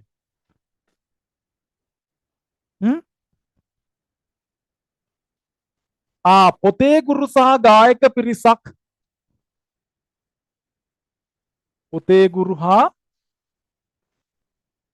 ගායක පිරිසක් සිටීම. වල දැන් ලියනවා නේද? පොතේ ගුරු සහ ගායක පිරිසක් සිටීම. කලින් ලියපුව නෙමෙයි පොතේ ගුරු සහ ගායක පිරිසක් සිටීම. දැන් මේ පොතේ ගුරු කියන කෙනා මුලින්ම නාටකම ඔස්සේ තමයි බිහි වෙන්නේ. හරිද?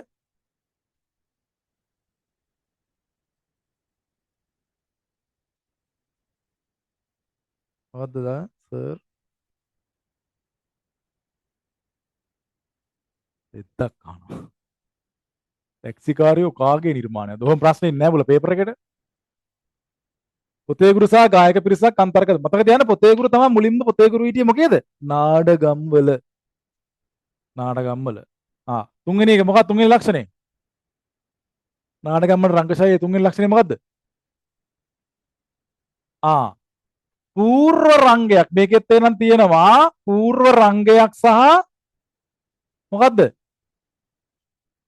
අපර රංගයක් අන්තර්ගත වීම. පූර්ව රංගයක් සහ අපර රංගයක් අන්තර්ගත වීම.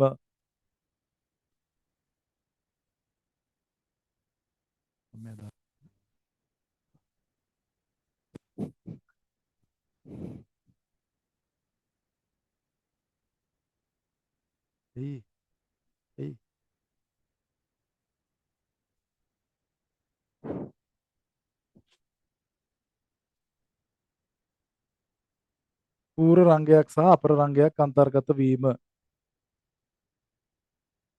තුන්වෙනි හතරවෙනි ලක්ෂණය මොකද්ද? රංගශෛලී හතරවෙනි ලක්ෂණය. ඒකෙත් පුතා පිරිමින් පමණක් මොකද්ද? රංගනයේ නිරත වීම. පුතාවේ සොකරි කෝලන් නාඩගම් කියන ගැමි නාටක ත්‍රිත්වයේම පිරිමින් පමණයි රංගපෑවේ. ප්‍රශ්නයක් මෙහෙම ආවොත් බං MCQ වල වගේ. කාන්තාව ප්‍රථම වරට රංගනයෙන් දායක වූ නාට්‍ය විශේෂය. කාන්තාව ප්‍රථම වරට රංගනයෙන් දායක වූ නාට්‍ය විශේෂය මේ අතරින් වන්නේ කියලා අහනවා. මොකද්ද? chat එකට දාන්න බලන්න කාන්තාව මුලින් රංගපාන අය මොන වගේද කියලා. මොන වගේද?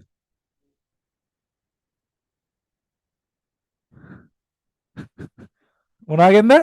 ඔව් කාන්තාව මුලින්ම රංගපාණ්ඩාවේ නූර්ති වලින්. කාන්තාව මුලින්ම රංගපාණ්ඩාවේ නූර්ති වලින්. හරි. ඊළඟ රංගශෛලී ලක්ෂණය මොකද්ද?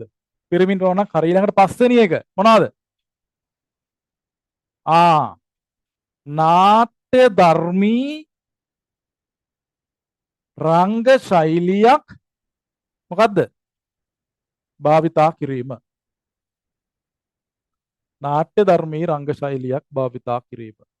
පුතා හොඳට මතක තියාගන්න මේ නාට්‍ය ධර්මී රංග ශෛලියක් තමයි ගොඩක් වෙලාවට සොකරි වල තිබුණෙත්, කෝලම් වල තිබුණෙත්, නාටගම් වල තිබුණෙත් මේ නාට්‍ය ධර්මී රංග ශෛලිය හා සමාන රංග ශෛලියක්. පෙරපද තාල, ගමන් තාල, කවි ගායනා ඔය සියල්ලම ඒකට හොඳ උදාහරණ. තව තියෙනවද? මොනවද? හයවෙනි එක රෑ 3ක් ඊට පස්සේ 7ක් අතර කාලයක් මොකක් කරාද රංගගත වීම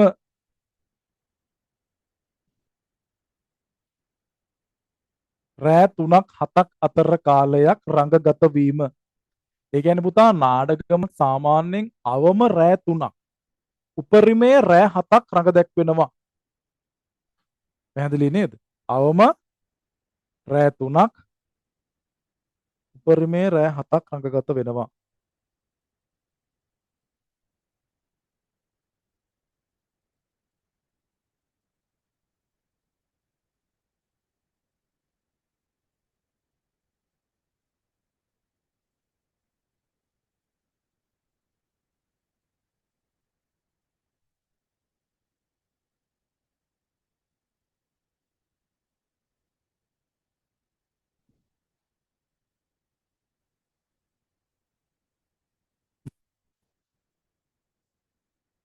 ඔයයන් ඔයයන් මනරලා යන්න තුන්දුලා යන්න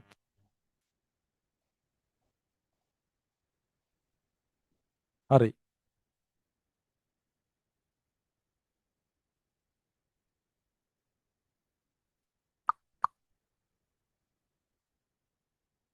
එක්ද නෑනේ හරි එතකොට රෑ 3ක් 7ක් අතර කාලයක් රඟ දැක්වීම ඒ කියන්නේ පුතා මේමයි උපරිමයේ රෑ 3ක් 7ක් අතර කාලයක් රඟ දැක්වෙනවා. ඒ කියන්නේ රෑ හවස 6ට පටන් ගන්නවා උදේ 6ට ඉවරනවා මේ දවසම යන්නේ නැහැ. රෑවල් තමයි යන්නේ. හරි ඊළඟ ලක්ෂණය මොකද්ද? ඊළඟ ලක්ෂණය මොකද්ද? හත් වෙනි එක ඇතැම් විට වෙනවනේ ඇතැම් විට පසුබිම් තිරයක් භාවිතා කිරීම.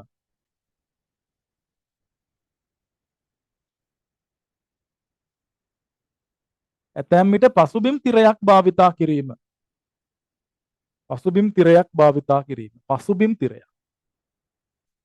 මොන රංග ශෛලී තවත් ලක්ෂණයක් ඈ. ඇතැම් විට පසුබිම් තිරයක් භාවිතා කිරීම. තව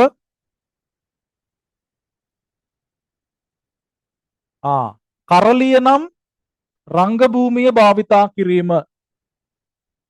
කෝලම් වල මොකද්ද රංග භූමිය නම? කෝලම් වල තානායම්පල. කරලිය නම් රංග භූමිය භාවිතා කිරීම.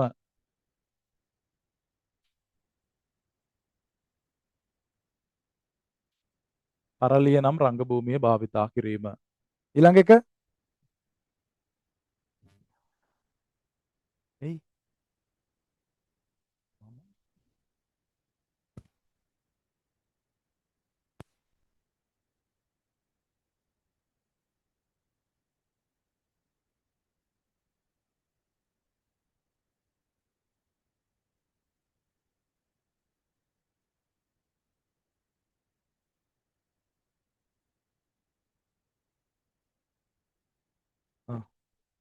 හරි. ඊළඟට කරලිය නම් රංග භූමිය භාවිතා කිරීම. ඊළඟ එක කිට්සන් පහනක් හෝ කිට්සන් පහනක් හෝ පන්දම් භාවිතා කිරීම. කිට්සන් පහනක් හෝ පන්දම් භාවිතා කිරීම. පුතා ඔන්න ආලෝකකරණයේ සුවිශේෂී වෙනසක් සිද්ධ වුණා නාඩගම්වලදී මේ කිට්සන් පහන කියන එකක් ආවා. සොක්කරි වල පන්දම් තිබුණා, කෝලම් වල පන්දම් තිබුණා, නාඩගම් වල මුල් කාලෙත් පන්දම් තමයි තිබුණේ. හැබැයි පසු කාලීන වෙද්දි මේ කිට්සන් පහන කියන එකක් ආවා. කිට්සන් පහනෙන් තමයි ඊට පස්සේ මේ කරලිය කියන රංග භූමිය ආලෝකමත් කරගත්තේ. තව මොකද්ද? 10 වෙනි මොකද්ද?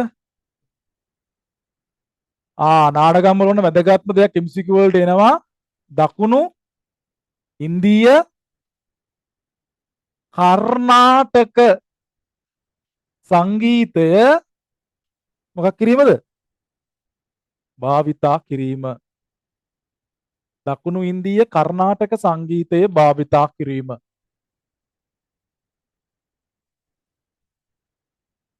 ඔන්න නාඩගම් වල තවත් ලක්ෂණයක් රංග ශෛලී. දකුණු ඉන්දීය කර්ණාටක සංගීතයේ භාවිතා කිරීම. නූර්තිවල භාවිතා වුණු සංගීතය මොකද්ද? නූර්තිවල භාවිතා වුණු සංගීතය මොකද්ද? නූර්තිවල උත්තර ಭಾರತೀಯ රාගධාරී සංගීතය.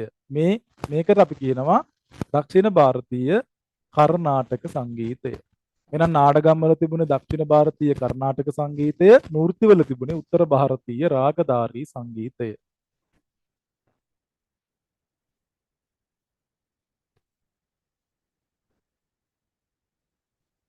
ලක්ෂණ එක පැත්තකින් නාඩගම් වලින් අවම 4ක්, කෝලම් වලින් අවම 4ක් අරගෙන ඒ විස්තර කිරීම එක්ක ලියන්න. හරි? දැන් අපි විස්තර කිරීම ලියන්න කලින් රංග ශෛලියේ ලක්ෂණ ටික අපි දැනගෙන ඉන්න පෑ බා. හරි. හරි නේද? ලක්ෂණ ටික. ඔන්න දැන් ලක්ෂණ 10ක් කියලා දුන්නා රංග ශෛලියේ ලක්ෂණ 10ක් නාඩගම් වලින්. හරිද? රංග ශෛලියේ ලක්ෂණ 10ක් කියලා දුන්නා නාඩගම් වලින්.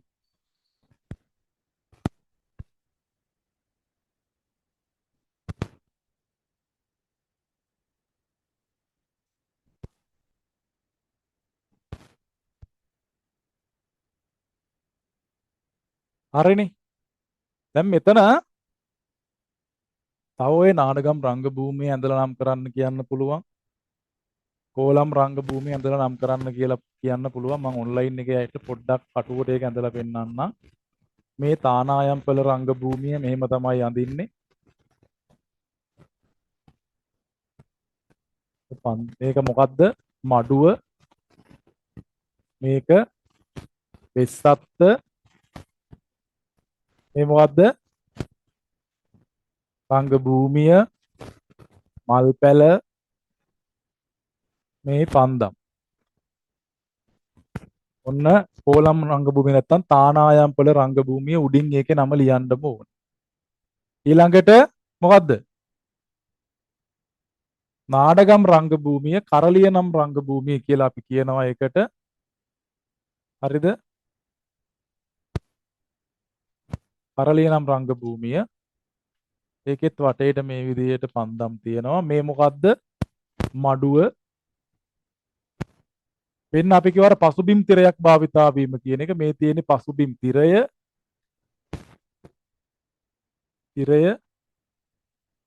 මේ මොකද්ද? රංග භූමිය. මේ පන්දම්. දැන් මේකේ වෙනස්කම් ලියන්න කියලා සමාලාවට එන්න පුළුවන්. මේ තානායම්පල රංග භූමියේයි නාඩගම්වල කරලියනම් රංග භූමියේයි වෙනස්කම් ලියන්න කියලා එන්න පුළුවන්. නැත්තම් සමාන අසමානතා ලියන්න කියලා එන්න පුළුවන්. හරිද?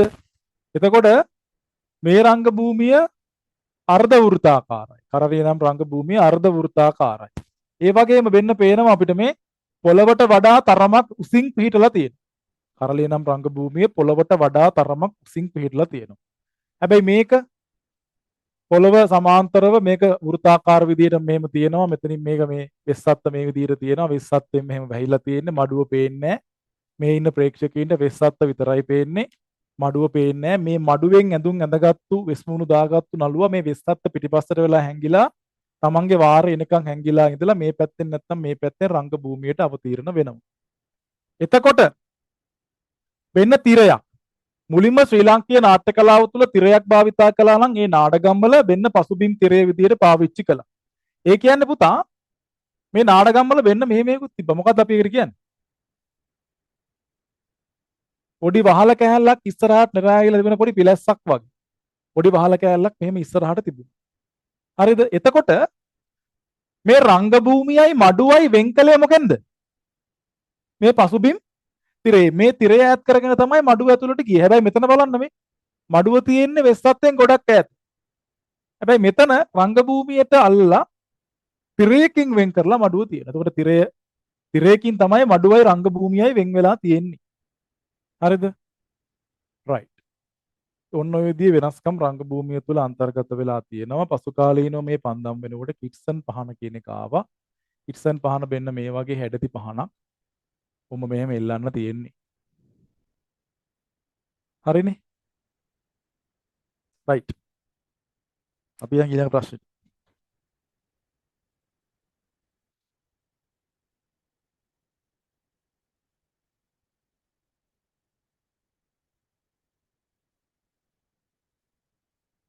මේක මකන්නද ඔන්ලයින් එක කට්ටිය මකන්නද මේක? මකන්න කියලා කියපන් ඉක්මනට.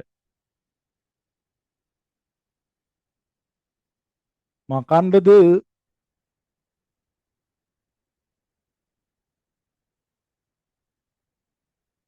ඔන්ලයින් එකේ නැද්ද මකලා ගිහිල්ලා? ඈ? නැද්ද තොපි?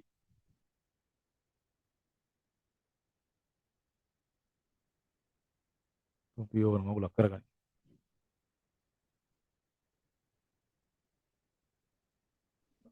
කම්මැලි එනවා යනවා. හරි නේද? දැන් තමයි ඔබට හරි ගිහිලා තියෙන්නේ මේක උඩ පස්සේ. හරි. ඊළඟ ප්‍රශ්නේ ලියාගන්න.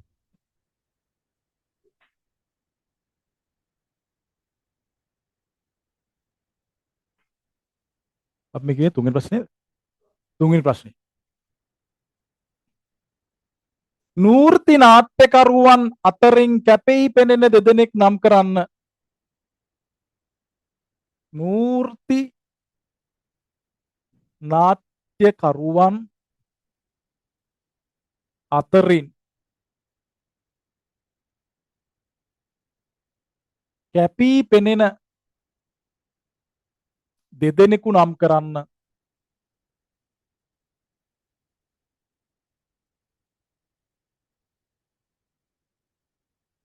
රෝම ඉලක්කම් 1 ඊළඟට රෝම ඉලක්කම් 2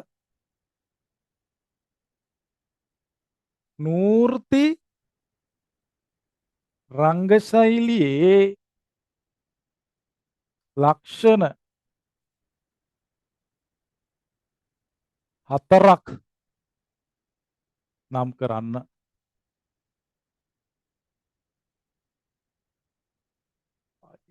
තුන රෝම ඉලක්කම් 3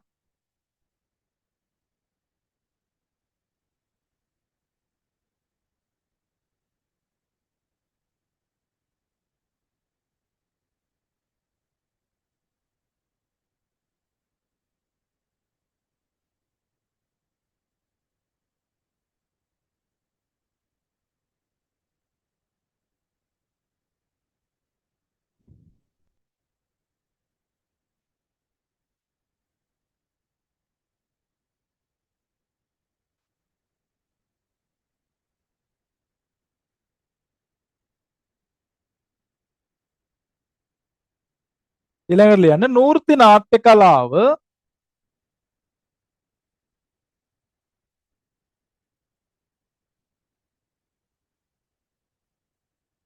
නූර්ති නාට්‍ය කලාව පිරිහීමට හේතු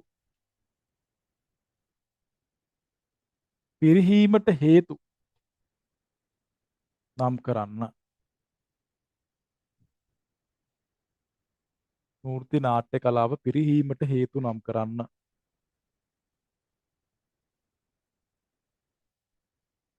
හරිනේ? ලියාගත්තනේ? උත්තර ලියමු බලන්න එහෙනම්. උත්තර ලියමු බලන්න එහෙනම්.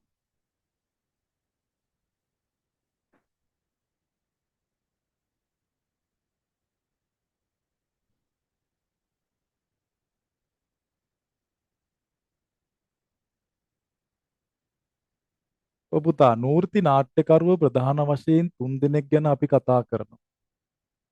නූර්ති නාට්‍යකරුවා මේ මකනවා.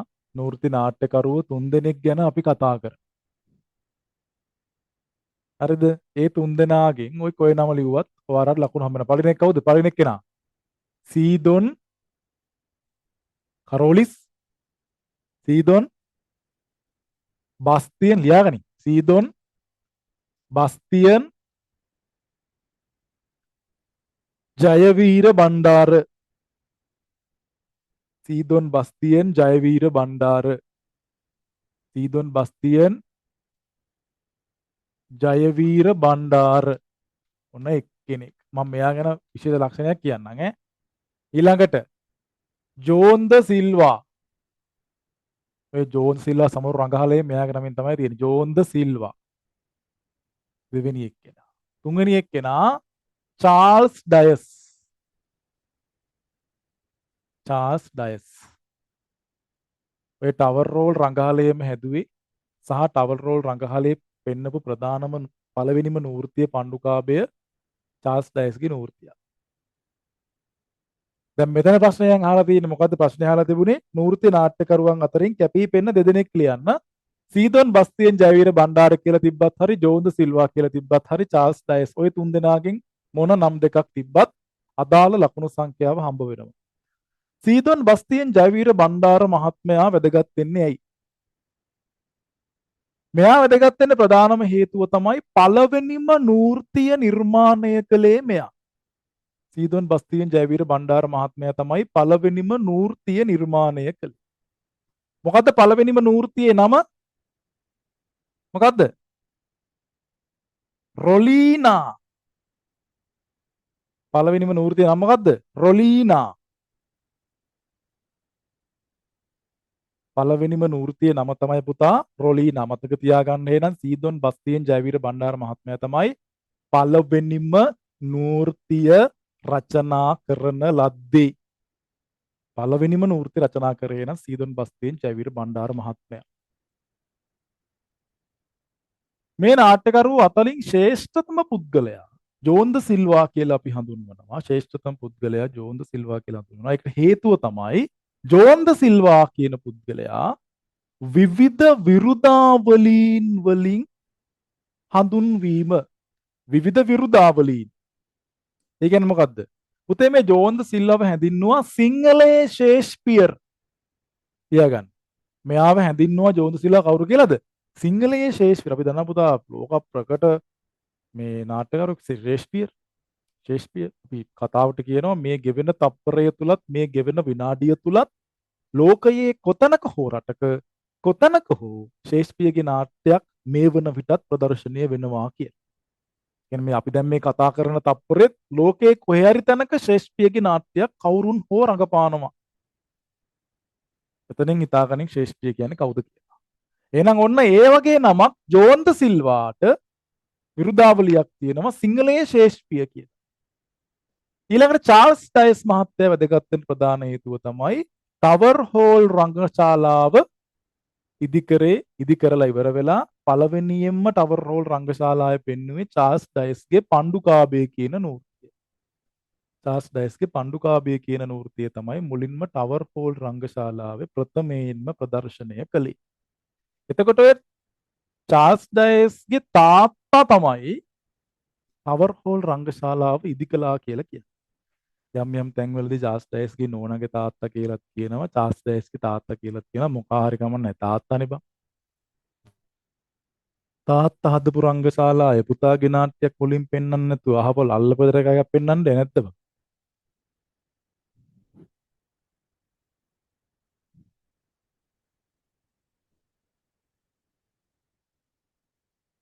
හරි නේනම් ඔන්න ඒ ටම් ටික ලිව්වා. ඊළඟට නූර්ති රංගශෛලියේ ලක්ෂණ 4ක් නම් කරන්න. මොනවද ලක්ෂණ? නූර්ති රංගශෛලියේ ලක්ෂණ 4ක් නම් කරන්න කියලා කියනවා. නූර්ති රංගශෛලියේ ලක්ෂණ 4ක් නම් කරන්න කියලා තියෙනවා. මොනවද ලක්ෂණ? ඔබට ඉතින් කාන්තාවම තමයි. පළවෙනි ලක්ෂණය මොකද්ද? මුලින් මොකද ලියන්නේ? කාන්තාවන් රංගනයේ නිරත වීම. ලියාගනින් කාන්තාවන් රංගනයේ නිරත වීම. මොන්න කාන්තාව ප්‍රථම වරට රංගනයට ආව කියලා ලිව්වත් අවුලක් නැහැ. කාන්තාව රංගනයේ නිරත වීම. පළවෙනි එක. දෙක රංග කාලය. රංග කාලය පැය කීයකටද? පැය 2කට 3කට සීමා වීම. දැන් කෝලම් වල කොච්චර තිබුණාද? නාඩගම් වල දැන් නාඩගම් වල එක දිගට දින 3ක් නැත්තම් එක දිගට දින 7ක් රඟපෑවනේ බං. මගුල එපා වෙනවනේ. නාඩගම තේරුම් ගන්න දින 7ක් එක දිගට බලන්න යන්න ඕන. අන්න දින 3ක් 7ක් වෙනුවට රංග කාලය පැය 2කට 3කට සීමා වෙච්චි නාට්‍ය විශේෂයක් තමයි නූර්ති කියලා කියන්නේ. නාට්‍ය කෙටිවීම කියන එක නෙමෙයි පුතා. රංග කාලය පැය 2කට 3කට සීමා වීම. ඊළඟ එක මොකද්ද? රංග කාලය පැය 2කට 3කට සීමා වීම. ඊළඟ එක ගෘහස්ත වේදිකාවක රංගගත වීම. කියන්නේ මොකක්ද ඊළඟ? ගෘහස්ත වේදිකාවක රංගගත වීම. ගෘහස්ත වේදිකාවක රංගගත වීම.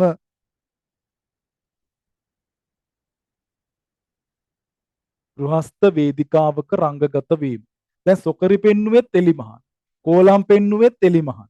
නාඩගම් පෙන්නුවෙත් එලිමහන්. නූර්ති පෙන්නුවේ කොහෙද? ගෘහස්ත වේදිකාවක.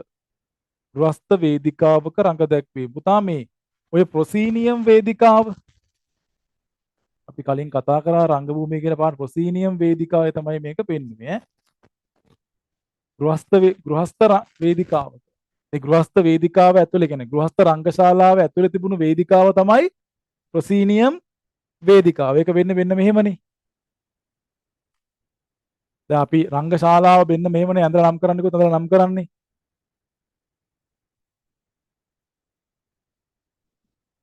දැන් රංගශාලාවක් ඇඳලා නම් කරන්න කිව්වොත් අපි මෙහෙම තමයි ඇඳලා නම් කරන්නේ. හරිද? මේක තමයි රංගශාලාව. මේ තියෙන්නේ මොකද්ද මේවා? නේපත්‍යාගාර. මේ පිරිමි නේපත්‍යාගාරය, මේ ගැහැණු නේපත්‍යාගාරය. ඒ කියන්නේ පිරිමි ගැහැණු කට්ටිය ඇඳුම් මාරු කරගෙන මේකප් කරගත්තු තැන. නේපත්‍ය ගෘහය. වෙන්න තියෙනවා වේදිකාව. මේ තියෙන්නේ ප්‍රොසීනියම් වේදිකාව. හරිද? ඔන්න ප්‍රොසීනියම් වේදිකාව. වෙන්න තියෙනවා ප්‍රේක්ෂකාගාරය. එතකොට රංගශාලාවක ප්‍රධාන කොටස් තුනයි නේපත්‍ය ගෘහය, වේදිකාව, ප්‍රේක්ෂකාගාරය. නේපත්‍ය ගෘහය, වේදිකාව, ප්‍රේක්ෂකාගාරය කියලා රංගශාලාවක් ප්‍රධාන කොටස් තුනකට බෙදෙනවා. මේ තියෙන්නේ ප්‍රධාන දොරවල් ටික. එතකොට මේ නූර්ති පෙන්වුවේ මේ වගේ ගෘහස්ත රංගශාලාවක ඒ ගෘහස්ත රංගශාලාව ඇතුළේ තිබුණේ වෙන්න මේ වගේ ප්‍රොසීනියම් වේදිකාවක්. හරිද? හරි. ගෘහස්ත රංගශාලාවක රංග දැක්වීම.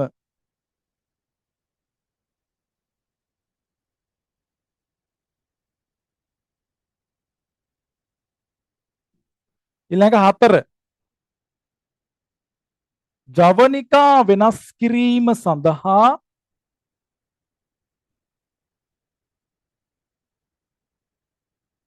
ජවනිකා වෙනස් කිරීම සඳහා චිත්‍ර වස්ත්‍ර භාවිතා කිරීම. චිත්‍ර වස්ත්‍ර භාවිතා කිරීම. ජවනිකා වෙනස් කිරීම සඳහා චිත්‍ර වස්ත්‍ර භාවිතා කිරීම. ජවනිකා වෙනස් කිරීම සඳහා චිත්‍ර වස්ත්‍ර භාවිතා කිරීම. චිත්‍ර වස්ත්‍ර කියන්නේ මොනවද? දන්නේ නැත්නම් අහන්න ඕනේ. චිත්‍ර වස්ත්‍රයක් කියන්නේ වෙන්න මෙහෙම එකක්. දැන් ඔයාලගේ ඉස්කෝලේ තියෙන ප්‍රොසීනියම් වේදිකාවක්නේ. ප්‍රොසීනියම් වේදිකාවේ පිටුපස තිරයට මොකද්ද කිව්වේ අපි? දැන් හිතන්නකො මෙතන දැන් මේ ප්‍රොසීනියම් වේදිකාව මේ තියෙන්නේ පිටුපස තිරය. අපි මේකට කිව්වේ ගගනිකාව කියලානේ. චිත්‍ර වස්ත්‍රයක් කියන්නේ ලොකු විශාල ඒ වගේම රෙද්දක්. මේ රෙද්දේ ඇඳලා තියෙනවා චිත්‍ර. අපි හිතමු නගරයක් කියලා. නැත්නම් ගස් කොළන් කියලා. හරිද? එතකොට දැන් මේ තියෙන්නේ වේදිකාවේ පසුබිම් තිරය නම් මේකට ඉදිරියෙන් මේ චිත්‍ර වස්ත්‍රයේ උඩින් පල්ලෙහාට වොම් පාත් කර. සංක්‍රීයව පාත් වෙන්න හදන්න පුළුවන්. ඒ කියන්නේ එකපාරම චිත්‍ර වස්ත්‍රයේ මේ පාත්. එතකොට පසුබිමින් තියෙන මේ චිත්‍රය නගරය. එතකොට ඒක ඉදිරිය තමයි රංගපාන. අපි හිතමු නිකන් එහෙම. හරි. එතකොට මේ චිත්‍ර වස්ත්‍රයෙන් ඒ ජවනිකාව තුළ තිබෙන එම අවස්ථාව තුළ තිබෙන ස්ථානය පිළිබඳව ප්‍රේක්ෂකීන්ට අවබෝධයක් දෙන්න උත්සාහ කරනවා. චිත්‍ර වස්ත්‍රයක් කියලා කියන්නේ මේ රෙද්දක ඇඳපු චිත්‍රයක්. නගරයක්, වනාන්තරයක් මොකක් හරි. පැහැදිලි නේද? එතකොට ඒක පසුබිමින් තියෙනවා නළුවා නිලියේ ඉදිරියේ රඟපාන. එතකොට අර පිටිපස්සෙන් ඇඳලා තියෙන චිත්‍රයේ වටපිටාව පිළිබඳව අදහසක් නිරූපණය කරනවා. ඔකට තමයි චිත්‍ර වස්ත්‍රයක් කියලා කියන්නේ.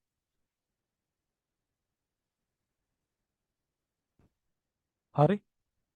හරි. ඊළඟ පස්වෙනි එකකුත් ලියා ගන්න. උත්තර ಭಾರತೀಯ රාගධාරී සංගීතය භාවිතා කිරීම.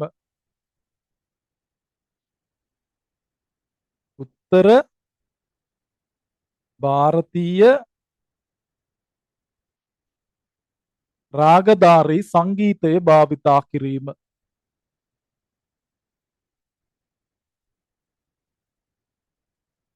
උත්තර ಭಾರತೀಯ රාගධාරී සංගීතය භාවිතා කිරීම.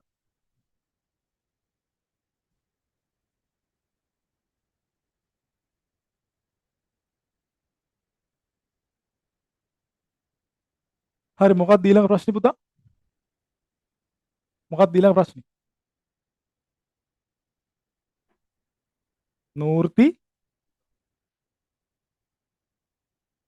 නූර්ති නාට්‍ය කලාව නූර්ති නාට්‍ය කලාව පිරිහීමට හේතු මොකද්ද? කාන්තාවන් ගැනීමද? නූර්ති නාට්‍ය පිරිහෙන්න හේතු දැන් ඔය වගේ නෙමෙයි දැන් නාටකම් පිරිහෙන්න හේතු තිබ්බා. අපි ඒක මේ ප්‍රශ්න තුල තිබුණ නැති නිසා කතා කරේ නැහැ.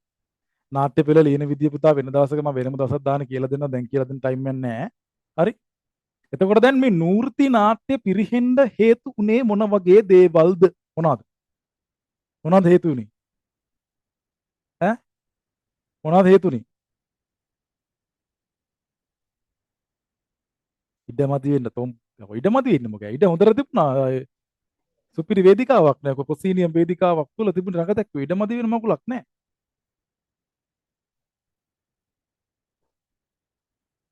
නූර්තියෙන් පස්සේ මොනවද ලංකාවට ආපු නාට්‍ය විශේෂ? ලියාගන්න නූර්තිය පිරිහෙන්න ප්‍රධානතම හේතුව තමයි සිනමාවේ ආගමනය. මොකද්ද? සිනමාවේ ආගමනය. සිනමා කියන්නේ මොකද්ද? මොකක්ද සිනමාව කියලා කියන්නේ? චිත්‍රපටවල ආගමනය. චිත්‍රපටවල ආගමනය. එවකට හිටිය ඉංග්‍රීසි පාලකීන්. එතකොට මේ ඉංග්‍රීසි පාලකීන්ගෙන් මෙම නාට්‍ය කලාව ඉංග්‍රීසි පාලකීන්ගෙන්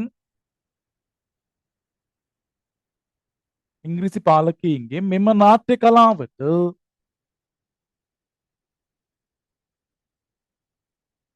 කිසිදු අනුග්‍රහයක්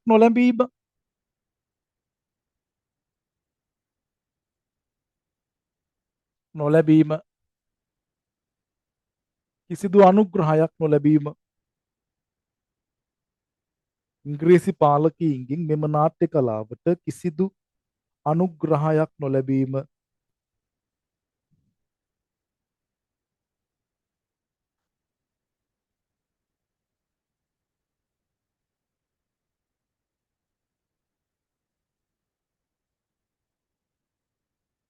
ඊළඟ ලියාගන්න අපි අර කියපු ප්‍රධානම කාරණාවක් ඒක.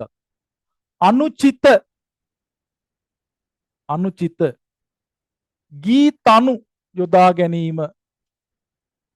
අනුචිත ගීතනු යොදා ගැනීම. අනුචිත ගීතනු යොදා ගැනීම. අනුචිත ගීතනු. ඒ කියන්නේ පුතා මේ උත්තර ಭಾರತೀಯ රාගධාරී සංගීතයනේ මේකට යොදාගත්තා කියලා මම කිව්වේ. උත්තර ಭಾರತೀಯ රාගධාරී සංගීත. පැහැදිලිද? එතකොට මේ උත්තර ಭಾರತೀಯ රාගධාරී සංගීතය තුල තිබුණේ මියුරි සංගීතයක්. මියුරි හරිම මියුරි. හරිද? ඒ ගීත අහන්න හරිම ආසයි. අර ඇහුවත් නින්ද යනවා වගේ ගීත. එතකොට පසු කාලේ මොකද වුනේ? මේ නූර්ති නාට්‍යයට වඩා අපි ප්‍රස්තාරයක් ඇන්දොත් මේ තියෙන්නේ නූර්ති නාට්‍ය නම් මේ තියෙන්නේ නූර්ති සංගීතය නම් නූර්ති නාට්‍යයට වඩා නූර්ති සංගීතය ඉහළට ගියා. දැන් මේක වෙන්න පුළුවන් දෙයක්ද? නූර්ති නාට්‍යයම ඉහළ තියෙන්න ඕනේ. නාට්‍ය රසය තමයි ඉහළ තියෙන්න ඕනේ. ඒකවල මෙතන උනේ නාට්‍ය රසය අඩු වුණා. නූර්ති සංගීතයේ රසය වැඩි වුණා. ඒකට නාට්‍යයක එහෙම වෙන්න බෑ. නාට්‍ය රසය තමයි ඉහළ තියෙන්නේ.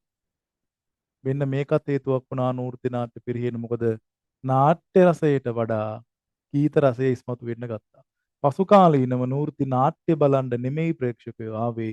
නූර්ති ගීත අහන්න දකින්නයි ප්‍රේක්ෂකයෝ ආවේ. අපිට ඕන නම් මෙතනින් තව එකක් ලියන්න පුළුවන්. නාට්‍ය රසයට වඩා ලියගන්න. රසයට වඩා නූර්ති ගීත රසය ඉස්මතු වීම.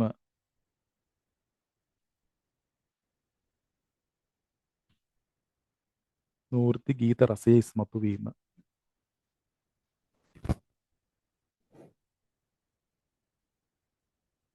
ඊළඟ අවසාන අපිට තව ලියා ගන්න පුළුවන් සමකාලීන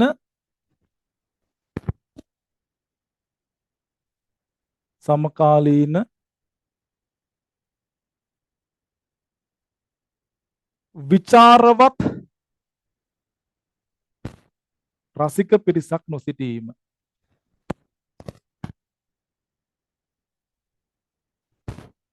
රසික පිරිසක් නොසිටීම.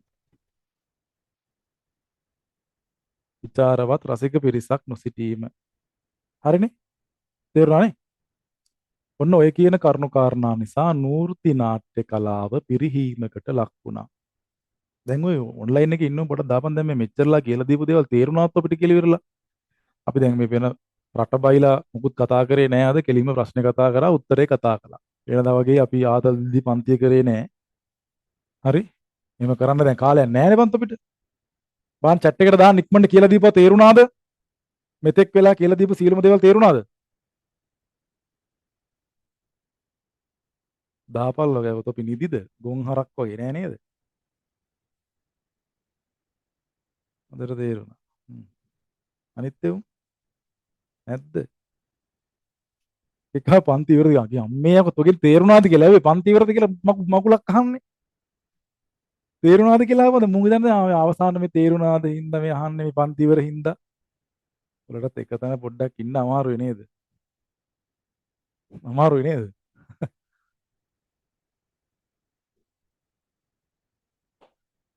රයිට් අද එන මෙතන පන්ති ඉවර කරනවා. ඔන්ලයින් පන්ති මෙතන ඉවර කරනවා. ෆිසිකල් පන්ති ඉවර කරන්නේ නැහැ. හරිනේ? එන ජය වේවා. බාගිනී පැටියෝ. අනේ අම්මේ පැටියෝ කිය මට දැකෝ. වාගිනී කවුද? සාමික. මොනවාරි ප්‍රශ්න කරලා දිනවනම් අපේ නම්බරේට කෝල් එකක් ගන්න හැම වෙලේම කෝල් දීපත් සමහරවුන් ඉන්නවා එක දිගට කෝල් කරනවා වද දෙන්න එපා එමේ. රෑ 12ට විතරත් කෝල් අරන් ඉවරලා එක එක රෙද්ද දාලා යකෝ තොපිය හැරලා මම නිදි. හරිද? එහෙම කෝල් ගන්න එපා එක දිගට. අපි ඕනනම් WhatsApp එකට මැසේජ් එකක් දාලා තොරතුරු ටික අහගන්න.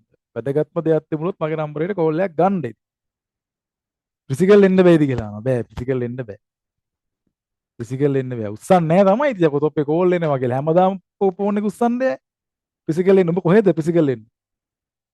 ඉරුල්ලේ ඉන්නේ. WhatsApp එකේ මැසේජ් එක දාන්නකෝ එන පන්නල. ළඟ සෙට් එකකුත් ඉන්නව නේද? මේ අවට ඉන්න කට්ටිය ඔය පන්නල ගිරුල්ල නාරම්මල කුලියාපිටිය ඉන්න අය මැසේජ් එකක් දාපල ෆිසිකල් පන්ති ගැන තන තොරතුරු. ෆිසිකල් පන්ති ආයතන වල කරන්නේ නැහැ අත්‍තරම. කොහෙවත් කරන්නේ නැහැ. සර් කොහෙද කියලා මං කුරුණෑගල යකෝ. හරි. මේ සිටි ටවුන් කුරුණෑගල. රයිට්. මේ එහෙනම් මැසේජ් එකක් දාන්න මේ තොරතුරු දැනගන්න ඕන කට්ටිය අපේ 072යි ඔය සේව් කරලා තියෙන නම්බරේ. නම්බරේ ලිව්වෙත් නෑ අද බෝඩ් එකේ. 72යි 18යි 16යි 788. මේකට මැසේජ් එකක් දාන්න. තොරතුරු දැනගන්න ඕන කට්ටිය. 72යි 18යි 16යි 788 එහෙනම් හරි ජය වේවා. මෙතනින් පන්ති අවසන් කරනවා. මොනවද දැනගන්න ඕන අපිට WhatsApp මැසේජ් එකක් දාන්න. අපේ මේ මාසේ අන්තිම පේපර් සාකච්ඡා ටික 19 වෙනිදා පටන් ගන්නවා. ටයිම් ටේබල් මේ විදිහට ගෲප් වලට දාලා තියෙන්නේ 19 වෙනිදා පටන් ගන්නවා. හරි සම්බන්ධ වෙන්න ඕන කට්ටිය රිසිට් ගෙවලා මේ බැංකුව වලට මුදල් දාලා රිසිට්පත් WhatsApp කරන්න. ජය වේවා.